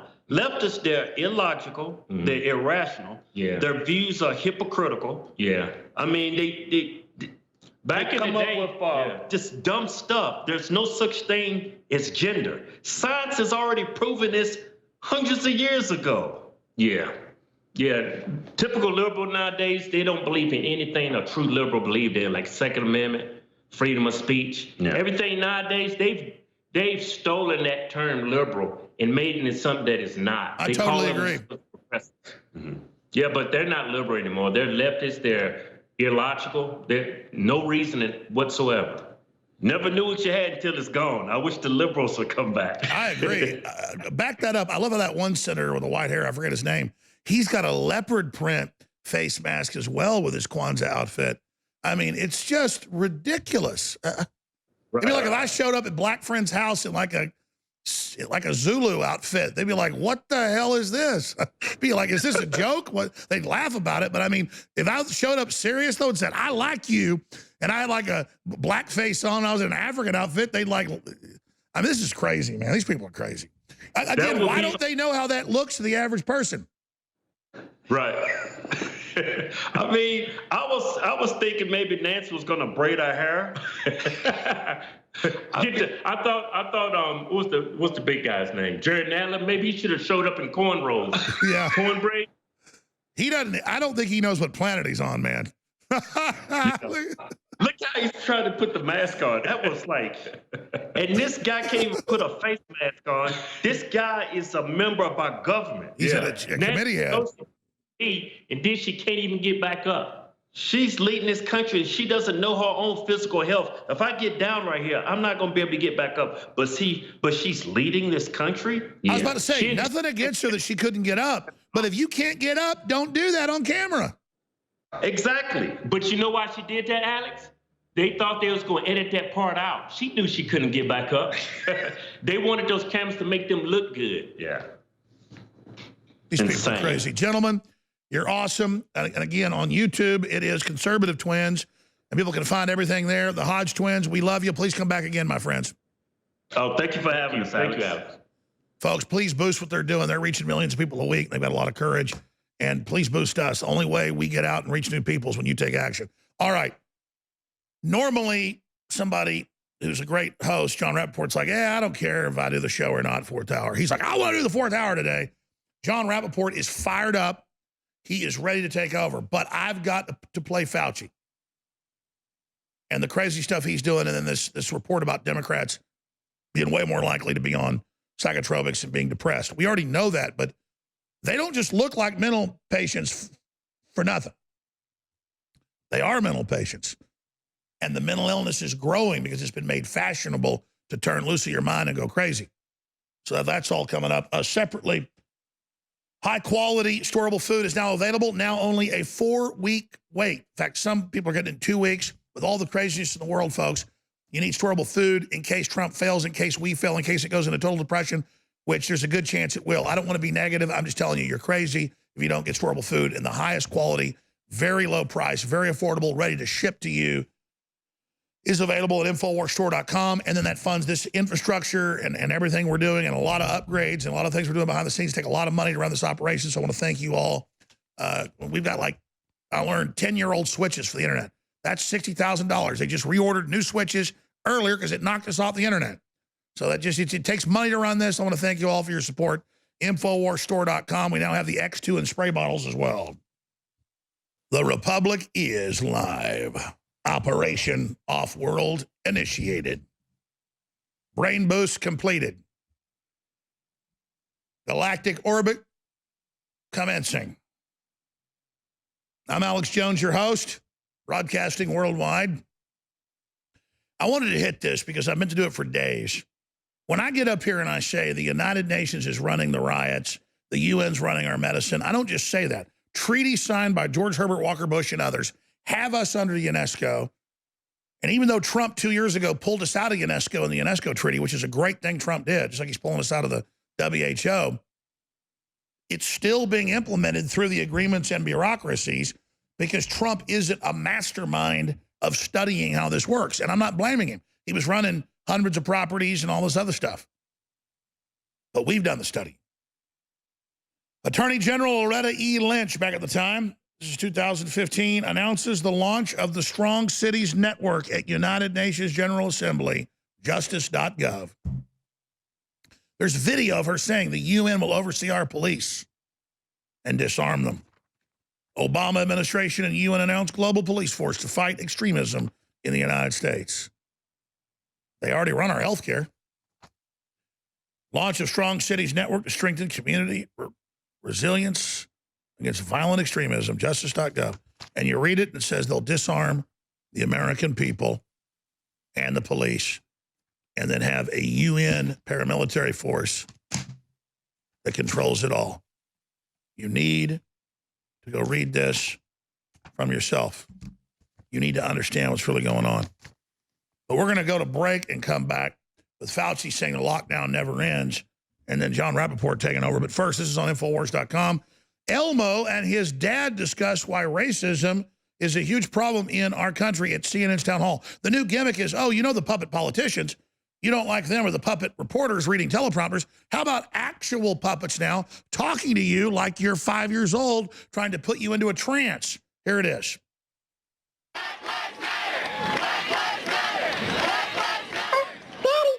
Elmo doesn't understand. What's happening? Why are all these people together? Oh, well, they're gathering together to protest. Protest? Elmo doesn't understand. What's a protest? Oh, a protest is when people come together to show they are upset and disagree about something. They want to make others aware of the problem. This is more mind control. Through protesting, they know the people average are able to share their feelings. Baby boomer watches this as a kid now, so they're literally trying to put you in a trance like Mr. Rogers. Make signs like this. Oh. Yeah, I'm bringing this sign to the protest at the community center later. Oh. I mean, look at this crap. This is we could do something better than this in 5 minutes. They are sad. Oh, well, you know the main Elmo guy turned out was a pedophile. They have every right to be Elmo. People are upset. Oh, Elmo, people being mean to you, Elmo. In our country. We're going to put you in a Chinese death camp, though. That's liberal. What's that? Oh, racism is when people treat... I love the white dude doing Elmo's dad's voice. Is like, how you doing? Never go full retard, like Tropic Thunder. So, money on it. The guy doing Elmo's dad's voice is a white dude, which is another form of blackface. Which I say, fine, have a white dude do a black dude's voice, but like, you're like, Elmo, they're coming to get you, Elmo. The white devils, Elmo. But Elmo, I got a shot for you, Elmo. Bill Gates loves black people. He says he wants to kill us, but just you, Bill Gates and Oprah Winfrey, she wants to love on you a little bit, Elmo. Especially she really love on the girls over at Epstein's place. Unfairly. It ain't just guys going to meet with the girls. I mean, Oprah Winfrey like a little girl here and there, a little friend. What we are seeing is people saying enough is enough. They want to end racism. Yes, even Elmo's against it. No. Elmo, thank you for being my pedophile daddy. Racism too. I want everybody to be treated fairly. I'm going to take Prozac and commit suicide. Dear Daddy, how can Elmo support his friends? Is it pedophile drag queen time now for Elmo? So what you're all witnessing is classical brainwashing, classical cult programming. And they're saying, oh, great, the economy's screwed up by COVID. That'll defeat Trump. And, oh, but don't open it back up, though, in the blue states and blue cities. And Fauci, on the tip of the Bill and Melinda Gates Foundation, says, oh, COVID's just beginning. It's going to get much worse because we're sending out all the fraudulent tests that the FDA already shut down the Bill and Melinda Gates Foundation for, but millions are out there, and they're showing COVID's everywhere, and no one's sick at the meatpacking plants, but if someone tests positive, you've got to shut the plant down. Not close to over. Oh, no. Not even close to over. It doesn't matter if the German interior minister, he comes out and says it's all a fraud, or the Italian government comes out, or scientists here. No, it's all dangerous. It's all over. It's never ending. You've got to wear a mask unless you're out there protesting George Floyd. And then meanwhile, YouTube, Facebook, all of them are censoring any articles with FBI statistics showing that cops killing unarmed black men is like winning a lottery ticket, but in the bad way. I mean, it's rarer than tits on a board. It's not as rare as leprechauns or Santa Claus, because that doesn't exist, but it's entering Santa Claus area, which shows the police have just turned these areas over to lawlessness because of political correctness, which is why you got record numbers of blacks killing each other. It's very sad the left has paralyzed the police when there's no policing in black neighborhoods now, essentially. So all that's going on. So here's Fauci, the cult leader, the true Jim Jones, who says we should never shake hands again. Shaking hands is over. It's over. They predicted COVID at 20+ times the death rate. The death rate's all fake numbers out of those that had already died of other things. That's all admitted, but it doesn't matter because Fauci gave us the AIDS fraud. Here he is. So I wouldn't be surprised that members of the congregation that were there demonstrating could also be infected. And many of them would then go back to where they were because not everyone was demonstrating in the city where they live. They've come from the outside. So it's the kind of things that we were concerned about. And unfortunately, we're seeing it come true right now. Was that voice who could be anybody else? Of course, that was the nation's leading infectious disease. That was Fauci telling you how it works. China's been open for months, so is Sweden, so is many other areas. The world leaders saying it's a hoax, but he says no going outside till there's a vaccine, even though everything he said was a fraud. That's just the way it is. Well, we're about to have a very important person, investigative journalist John Rappaport, take over. But first, I wanted to hit this. That a national talk show host who will go unnamed, one of the biggest names out there. There's only two guys that are really bigger than InfoWars, and they are. One of them sent me this. People vulnerable to depression are less likely to identify with mainstream right parties, less likely to vote for them, and less likely to place themselves on the right side of the ideological perspective. That's Rolf Deegan in a big new study that's been put out by major universities, the Diagnostic Statistical Manual, looking at the actual numbers, journals.sagepub.com, that you are many times more likely, according to dozens of studies, this is an aggregate breakdown, of being depressed or committing suicide if you are a leftist. You're also higher rates of stealing, lying, virtue signaling. You're 9 times more likely to say that you're going to give to charity but actually don't. So basically, you're a fake, you're a fraud. And now I've got reports here, an 80+% increase in people taking psychotropic drugs during the COVID lockdown, and massive increases in crime. This is what you'd expect, getting the powder keg souped up and ready. We're going to have John Rappaport of NoMoreFakeNews.com take over. Please don't forget that if we don't navigate this properly, we're going to have a supermassive global meltdown collapse that the globalists want to use for depopulation. We're going to have a major recession, depression, regardless. I would get storable food. Now they're up to speed 2 weeks, 4 weeks, 5 weeks. They said, say 4 weeks. It's actually less than that on average. Highest quality storable foods, very low price, great packaging. InfoWarsStore.com now available. You should be getting prepared now. Also, all InfoWars apparel is at cost $9.95. Some shirts cost us $15. Average shirt costs us like $8 or $9, $10. So it's $9.95. Only did this 4 years ago during the last election. All shirts at cost. That's a limited time because a lot of these are going to sell out very, very quickly. Also, Survival Shield X2 Deep Earth Iodine now in a high-quality spray bottle. That's now available, 33% off out of the gates. And the lowest price ever on Alexa Pure Breeze 4-stage ion filters. They will never do this again. They're actually selling it to us, and we're making like $30. They've taken their profit out, leading competitors like $500 a piece, because same folks own My Patriot, same folks sell the Alexa Pure water filtration, which is the highest study, highest quality out there as well. For whatever reason, people aren't buying air filtration during this crisis, which is so important for your house. Each big room needs one, a small house needs a couple of them, big house 4 or 5 of them. I've got them in every area of this area. It's ion filter, but it's the first stage you clean off every month. This is $149.95. And it's because they've got a warehouse full of them, and they're just giving us this deal. Nobody else has this. Its retail's $300. InfoWarsStore.com. You cannot, this is at cost for them. They're selling it. We make like $30. Get those, limited supply, Alexa Pure Breeze. When I say warehouse, it's like they got 3 containers of them. And he just wants to get them out of the warehouse. So if you want air filtration, you can't beat this deal. InfoWarsStore.com as well. Okay, John Rappaport is ready to go. And for the next 48 minutes, he is in charge. NoMoreFakeNews.com. John. Thank you, Alex. I give you a name. I want you to remember the name. I want you to write it down. Think about it, because that's what this rest of this hour is all about. Erin Marie Olszewski. Erin Marie Olszewski. A military nurse working at the epicenter of the epicenter of the epicenter, which is supposed to be New York, Elmhurst Hospital, Queens, where we are told the most people are dying of COVID. She's a hero, okay?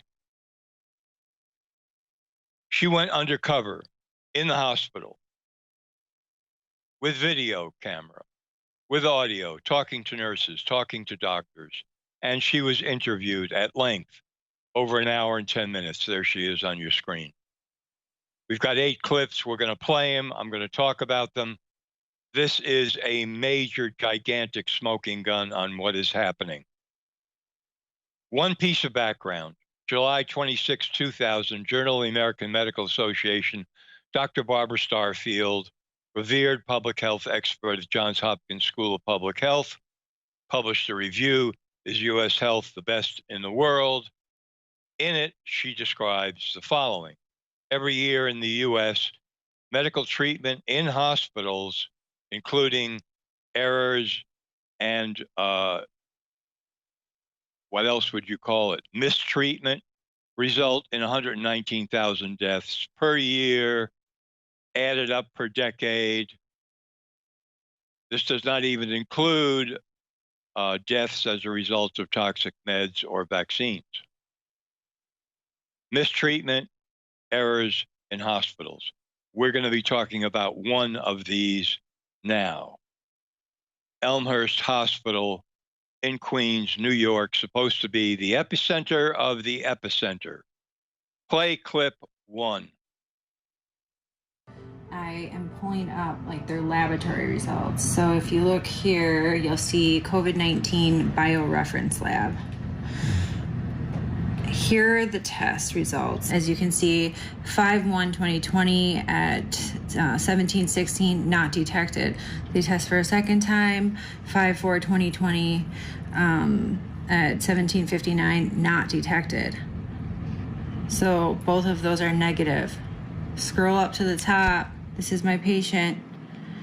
They are on a vent and they are being called COVID-19 confirmed. Droplet in contact and eye protection. So this person is... Okay. That's clip one. You get it?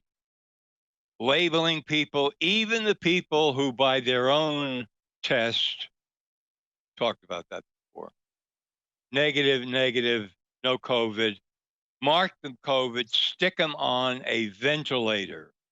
That procedure we will discuss, very, very dangerous. It's called murder. Be with you after the break. We're back talking about a nurse, military nurse, undercover, Elmhurst Hospital, Queens, New York, the epicenter of the epicenter, Erin Marie Olszewski. Video camera in the hospital, undercover, for an extended period of time, not just once. Audio in the hospital. Basically, while being a nurse in this incredible scene there at the hospital, also being an investigative journalist. Interviewed on video. The video is up in several places now. It's at Banned Video. You've got to watch the whole thing. An hour and 10 minutes. I have been doing nothing but since last night. So we established COVID patients in this hospital. They come in, even by conventional tests, they test negative, but they're coded as COVID-19. What do you know about that? That's what Erin documented, showed it in the first clip. What happens then? As she said, put on ventilators. This is very serious treatment. Cuomo, the governor of New York State, of course, was screaming about the need for ventilators, ordered 30,000 ventilators. What does he know about medicine, health, healing? Zero, less than zero. But of course, he's suddenly a medical professional and he knows everything, right? He's also the person who said hydroxychloroquine should never be used, refused to allow it to be used, finally said, okay, in a desperate situation, you can use it, et cetera, et cetera, et cetera. What's happening at this hospital? Play clip 2. Reality. I compare this hospital to a third world country. I've been in a third world country hospital in Iraq. The Iraq hospital is better than this one, and that says a lot. I've been there. I've been in both hospitals. Play clip 3. There are good nurses that work there too. Like, I have made good friends with a lot of the nurses that do work there. There's good people, but they're outnumbered. So what happens? People come in like this 37-year-old, and what was he complaining of, or what was going on? Respiratory distress. He didn't have COVID either. He did not have COVID. And how do we know that? I took care of him. I have the same type of results from his chart as I do my other patient. It was like the day before intubation, he was fine on the rebreather. And then they intubated, and then he got a pneumo, and then they put in a PEP tube, and then it's been shipped. And now he's 37 years old and dead. Because that's what I'm seeing, like all these negative tests, and they're putting them on these vents. Hopeful that they'll get it. They're being put on these COVID floor. Is murder. It straight up is. It is setting these people up for failure based on. Okay, it's murder. It's murder. They put people on these ventilators that have no reason in the world to be on the ventilators. As you saw on the screen, young patient developed pneumonia. That is a serious medical problem that is understood very well in the medical community to be a problem associated with ventilators. So you don't use ventilators just casually, as they're obviously doing. by calling patients that test negative for COVID positive and putting them on the ventilators and killing them at the epicenter of the epicenter. It's murder. It's murder.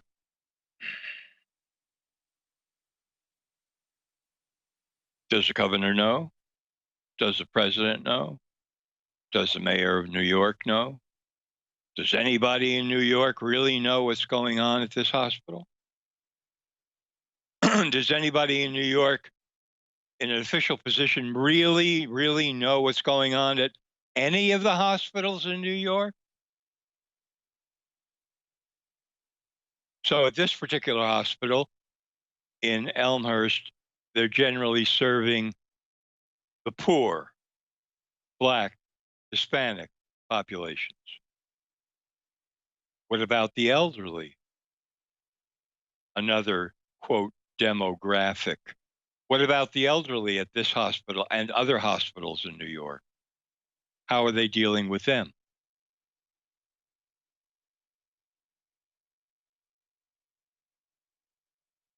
Getting the message here, Erin Marie Olszewski. So imagine that you're a military nurse. You served tours in Iraq, as she has. You come back to the States. You're working, I think, originally Michigan, Florida, now up to New York. Okay. Suddenly, you're in the middle of this dire, incredible situation that you recognize is like being, it's worse than the hospitals that you worked in Iraq. What are you going to do? You're there. You're going to walk away. You're going to try to talk to people. She does that. You'll see if you watch the entire video. She talks to a doctor in the hospital, engages him in dialogue. His answers are quite revealing, and I would say typical and cold-blooded as to what to do, what can't be done, the attitude, and so on and so forth. What does she decide to do? Erin Marie Olszewski. She decides to expose everything that's going on and laying it out to the public and to any public officials that want to know what exactly is happening. Play the next clip. Because they're all scared. Everybody's scared. And everybody's scared to stick up for themselves. And I've called a lot of doctors unethical to their face, and they deserve it. Calling doctors unethical to their face, and they deserve it. You would think that when there's this explosion of people dying in this one area of Queens, New York, that somebody is going to say, maybe we should look at the hospital. Not just what's happening out there before they get to the hospital. How about we look at the hospital? Why don't we go inside the hospital and find out what they're really doing to patients there? That's what this nurse did. That's what is happening. She deserves every amount of support we can give her because she's put herself at great risk in many ways. We'll be back after the break. Don't go anywhere. We're talking about Erin Marie Olszewski, military nurse, Elmhurst Hospital, Queens, New York, who has gone undercover in the hospital with video, with audio, talking freely about everything that's going on in that hospital where people are being killed. It's murder. Play clip 4. They're all scared. Everybody's scared. And everybody's scared to stick up for themselves. And I've called a lot of doctors unethical to their face, and they deserve it. Okay, go on to the next clip. And this is in the United States, and this hospital is treating low income, mostly, people, and it almost makes me feel like they think these people are disposable. and they're not. They're people. You know, people are not disposable. You know, especially the ones that are struggling day in and day out, the hard workers. You know, like trying to reach that American dream, and they're not given a chance because they're brought to this place where nobody cares. And is there an understood financial incentive to diagnose COVID? Yeah, of course. So in the hospital that I'm in right now, it's all COVID at this point. It's all COVID. Financial incentive to diagnose people with COVID.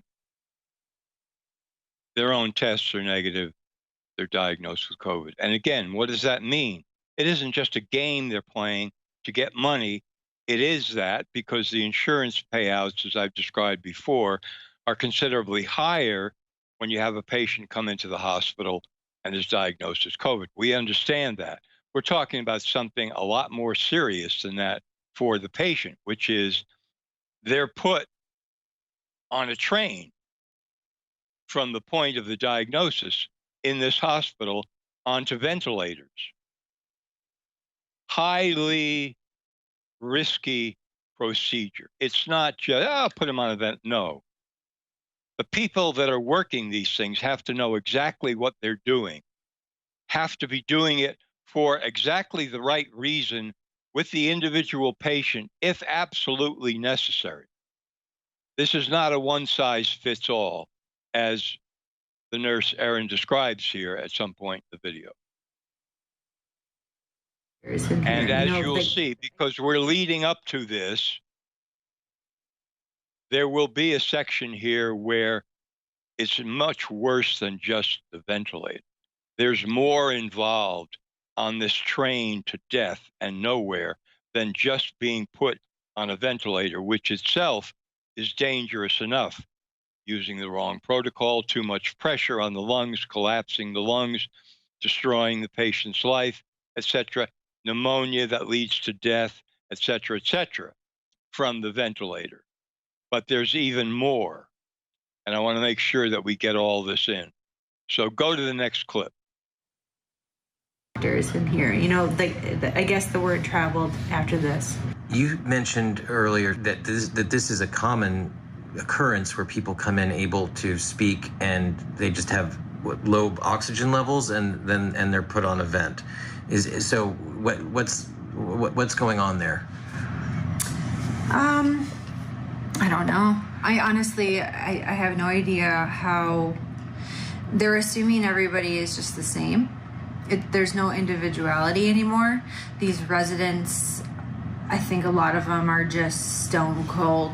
You know, there's no emotion and they don't view people as people anymore. And it's really sad. Like I came a little bit later, you know, after the big rush, but there was still a lot of people coming in and a lot of us were just in shock. Within the first couple days, you could see exactly what was going on. My bigger problem with this whole scenario is when they intubate people who don't need it. Yeah. And it looks very clear to me that they're just pushing it. You almost feel like you are literally living in the Twilight Zone. Living in the Twilight Zone, intubating people that don't need it, meaning putting them on ventilators when they absolutely don't need it. It's murder. Who cares in New York? Who really cares in New York? Tell you something else. I've also, I believe, reported this on another episode here on InfoWars. A trusted emergency room doctor, not at this hospital, another hospital, said, one of the things that these doctors now don't realize is that many elderly people live with chronically low levels of oxygen. Is it optimal? No. Do they survive? Yes. It's just what is happening to them as they get older, as they get diagnosed, of course, with multiple conditions and are treated with toxic drugs, et cetera, et cetera. Yes, they survive. But They come to a hospital like this, which, as Aaron says, the residents there, they're not working like true professionals that are really competent and understand from experience what's going on. So what does low oxygen in a patient look like to them?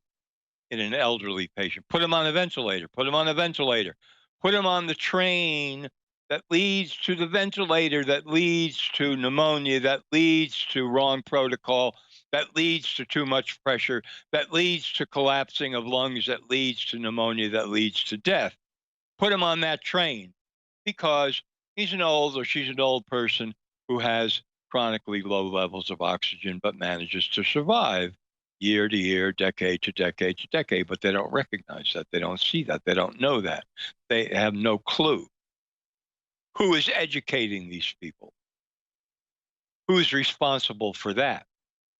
And where are the investigations of all the hospitals in New York, dealing with all the people in, and what is really going on in these hospitals, not just in Elmhurst? Play the next clip. What killed him?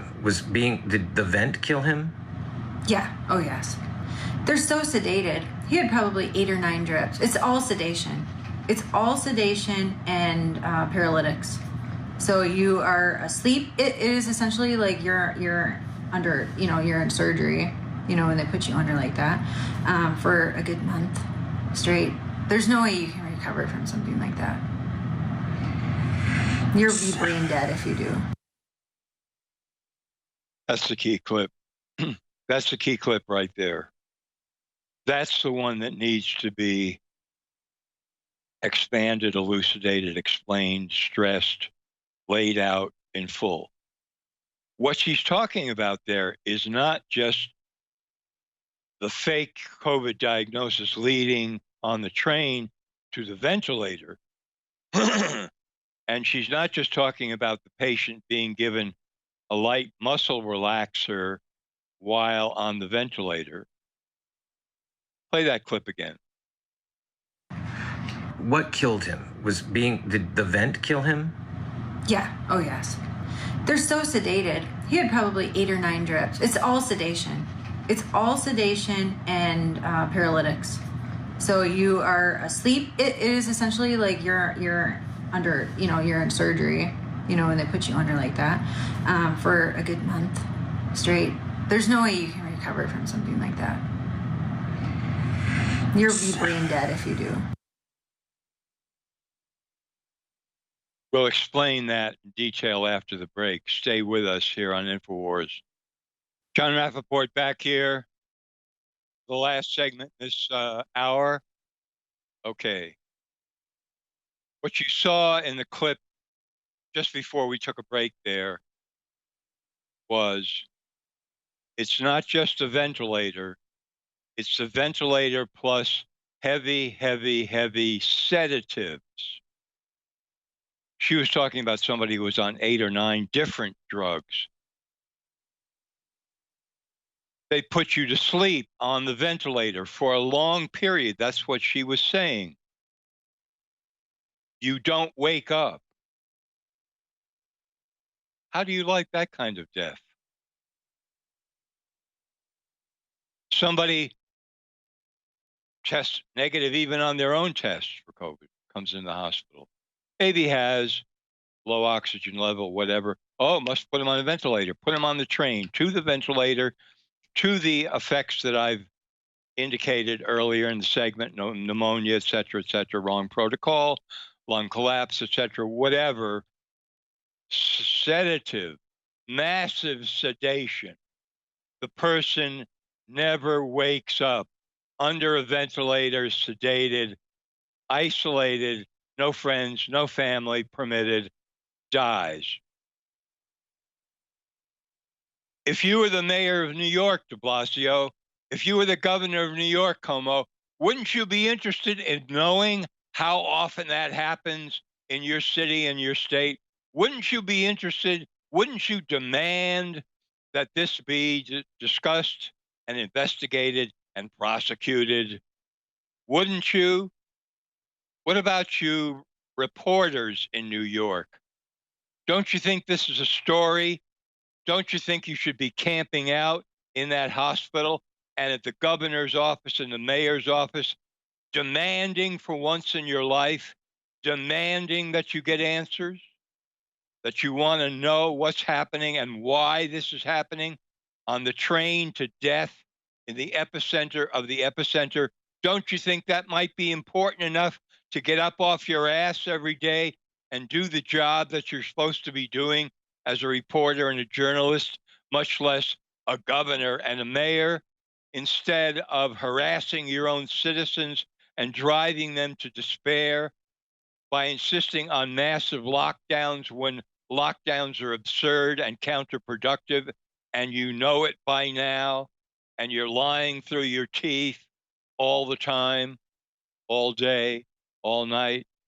Mr. Mayor, Mr. Governor, don't you think it's time to lay it out and speak the truth for once in your life, even if it involves admitting what you did when you insisted, Como, there had to be 30,000 ventilators immediately put into New York, when you said that hydroxychloroquine could not be used except in the very late stages, and so on and so on and so forth?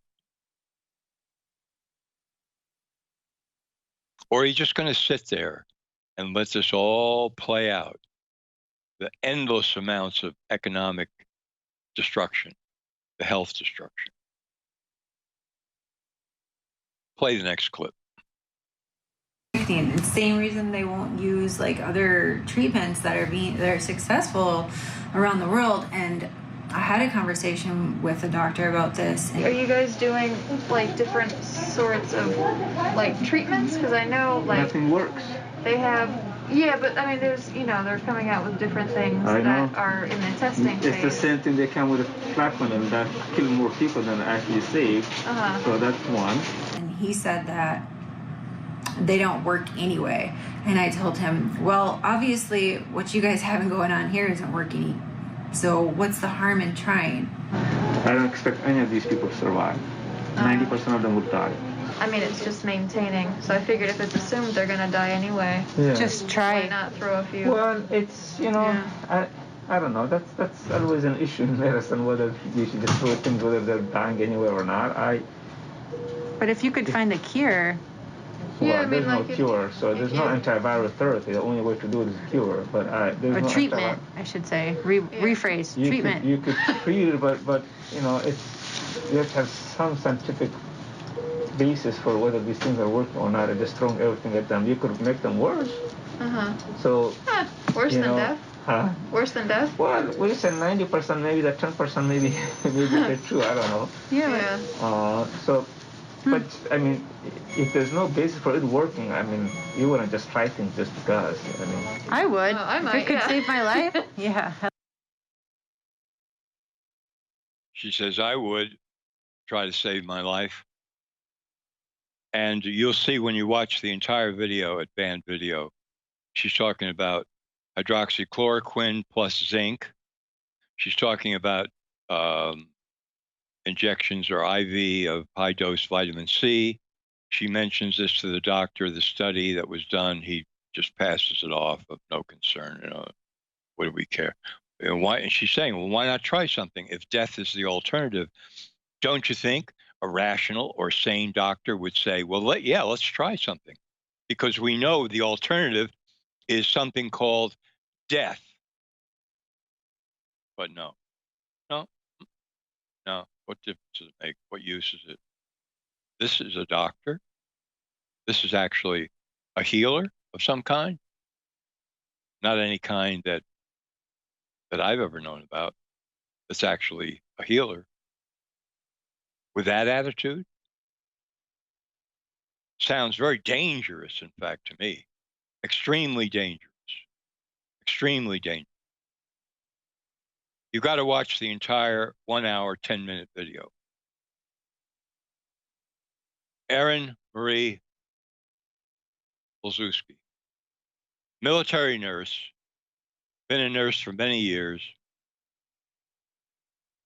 in the military, in civilian life, goes to the epicenter of the epicenter, and eventually, because she's horrified at what she's seeing, decides to do something that very few people would do while still working there.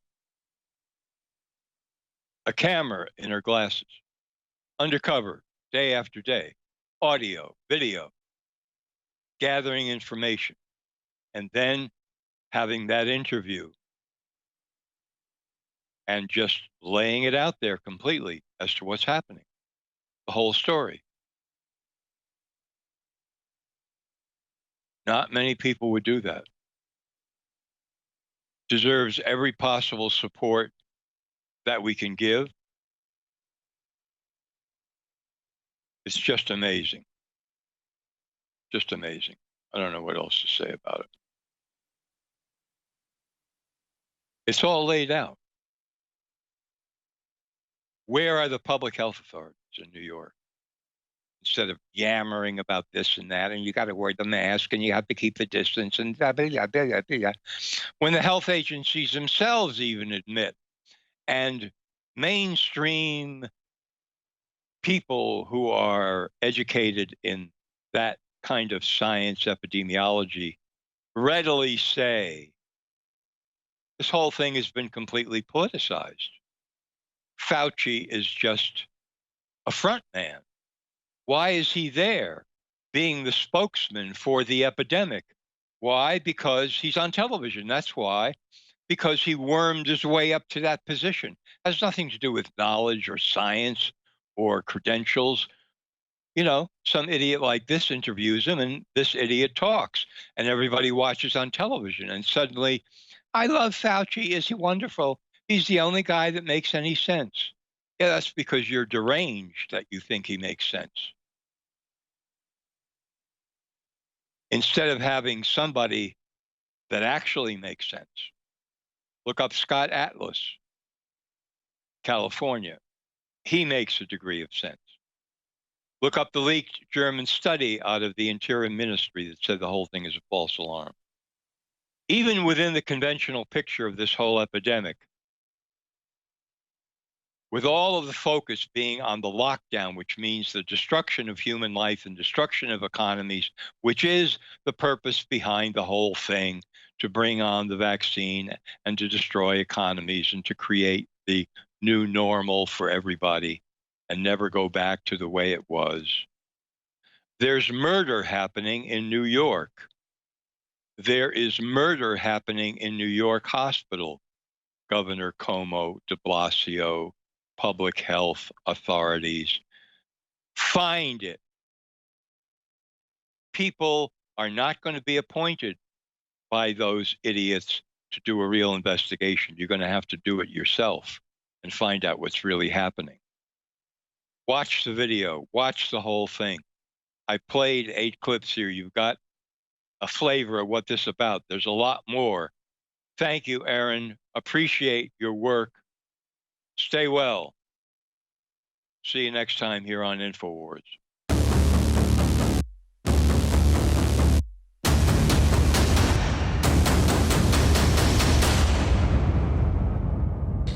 The real reason you should buy our new atomic iodine spray is because atomic iodine is so incredibly good for your body, and because almost no one else is on the market selling true atomic iodine.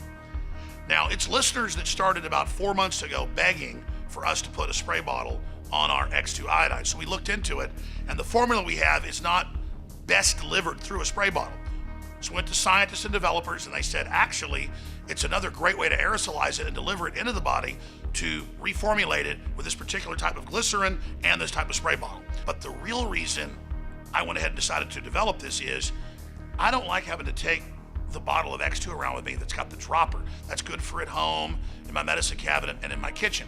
But then I tend to forget when I'm on the road or I'm on a business trip or vacation to take it with me. And the spray bottle is really a refreshing way to do it. It also soothes my throat and my larynx. I obviously talk a lot.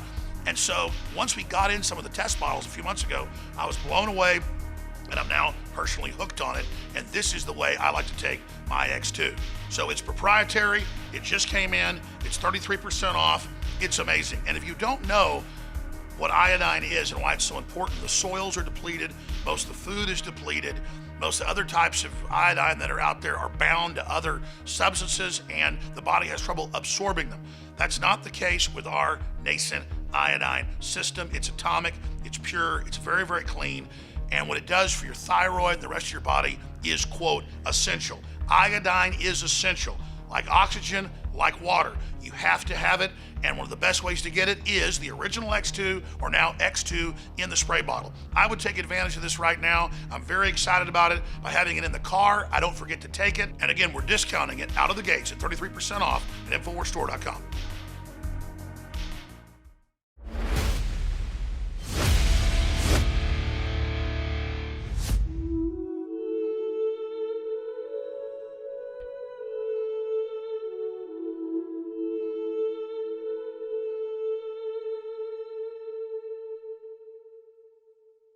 God, I've tried so hard. I just belong to some other age, I guess. You know, humans don't communicate anymore, or they gibber and jabber about stuff that doesn't matter, and then they send a text message and never communicate with anybody about anything of substance. It's spiritual death. And then I just come to the realization, out of trillions of worlds, we're going to probably die. And everything we did as a species and all of our beauty and all of our goodness will just fail. And we're going to go down the tubes because a bunch of inbred child molesters in Hollywood had some psychotic dream that they wanted to kill everybody. You know, humanity just has to fall. Civilization has to fall. It just has to go down. And you know it's going to go down, too. And I just have been a fool trying to prop it up. It's just at a certain point, you're like, God Almighty, this is what death looks like. This is what laziness looks like.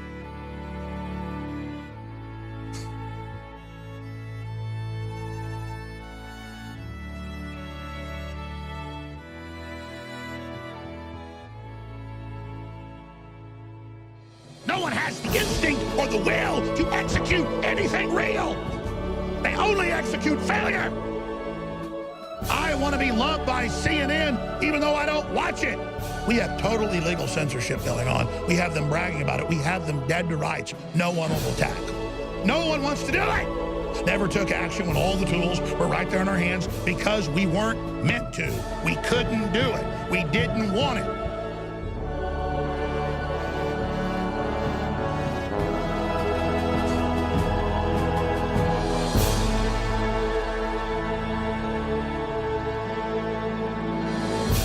I give my children fish oil every day. They love it. It's really good for them.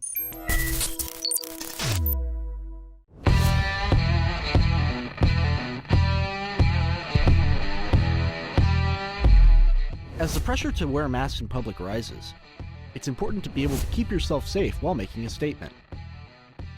That's why we created the limited edition InfoWars face mask.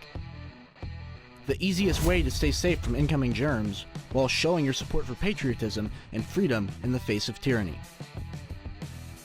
Easy to use, just slip it on your way to work, the store, or anywhere that mandates a mask around you. These also make great gifts or purchases for friends, family members, neighbors, or anyone else concerned about their safety in public. If you must stay safe, you might as well stay stylish. Get the limited edition InfoWars face mask today at InfoWarsStore.com.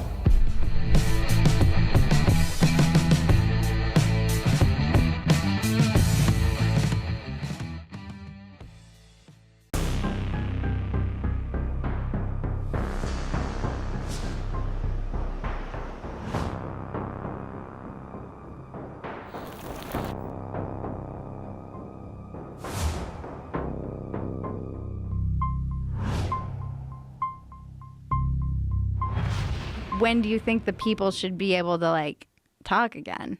The D person. Yeah. That's a good question. Well, Alex Jones at least has Infowars.com. He could do his own thing, and people go to that. And Gavin's got a show still. Does he? Yeah. You know, as someone who's kind of all for free speech, I often get told that I'm bad because I have to defend people whose language I don't agree with. That is what free speech is. It's not defending everyone who says things that I love. It doesn't make any sense because that means you're right all the time.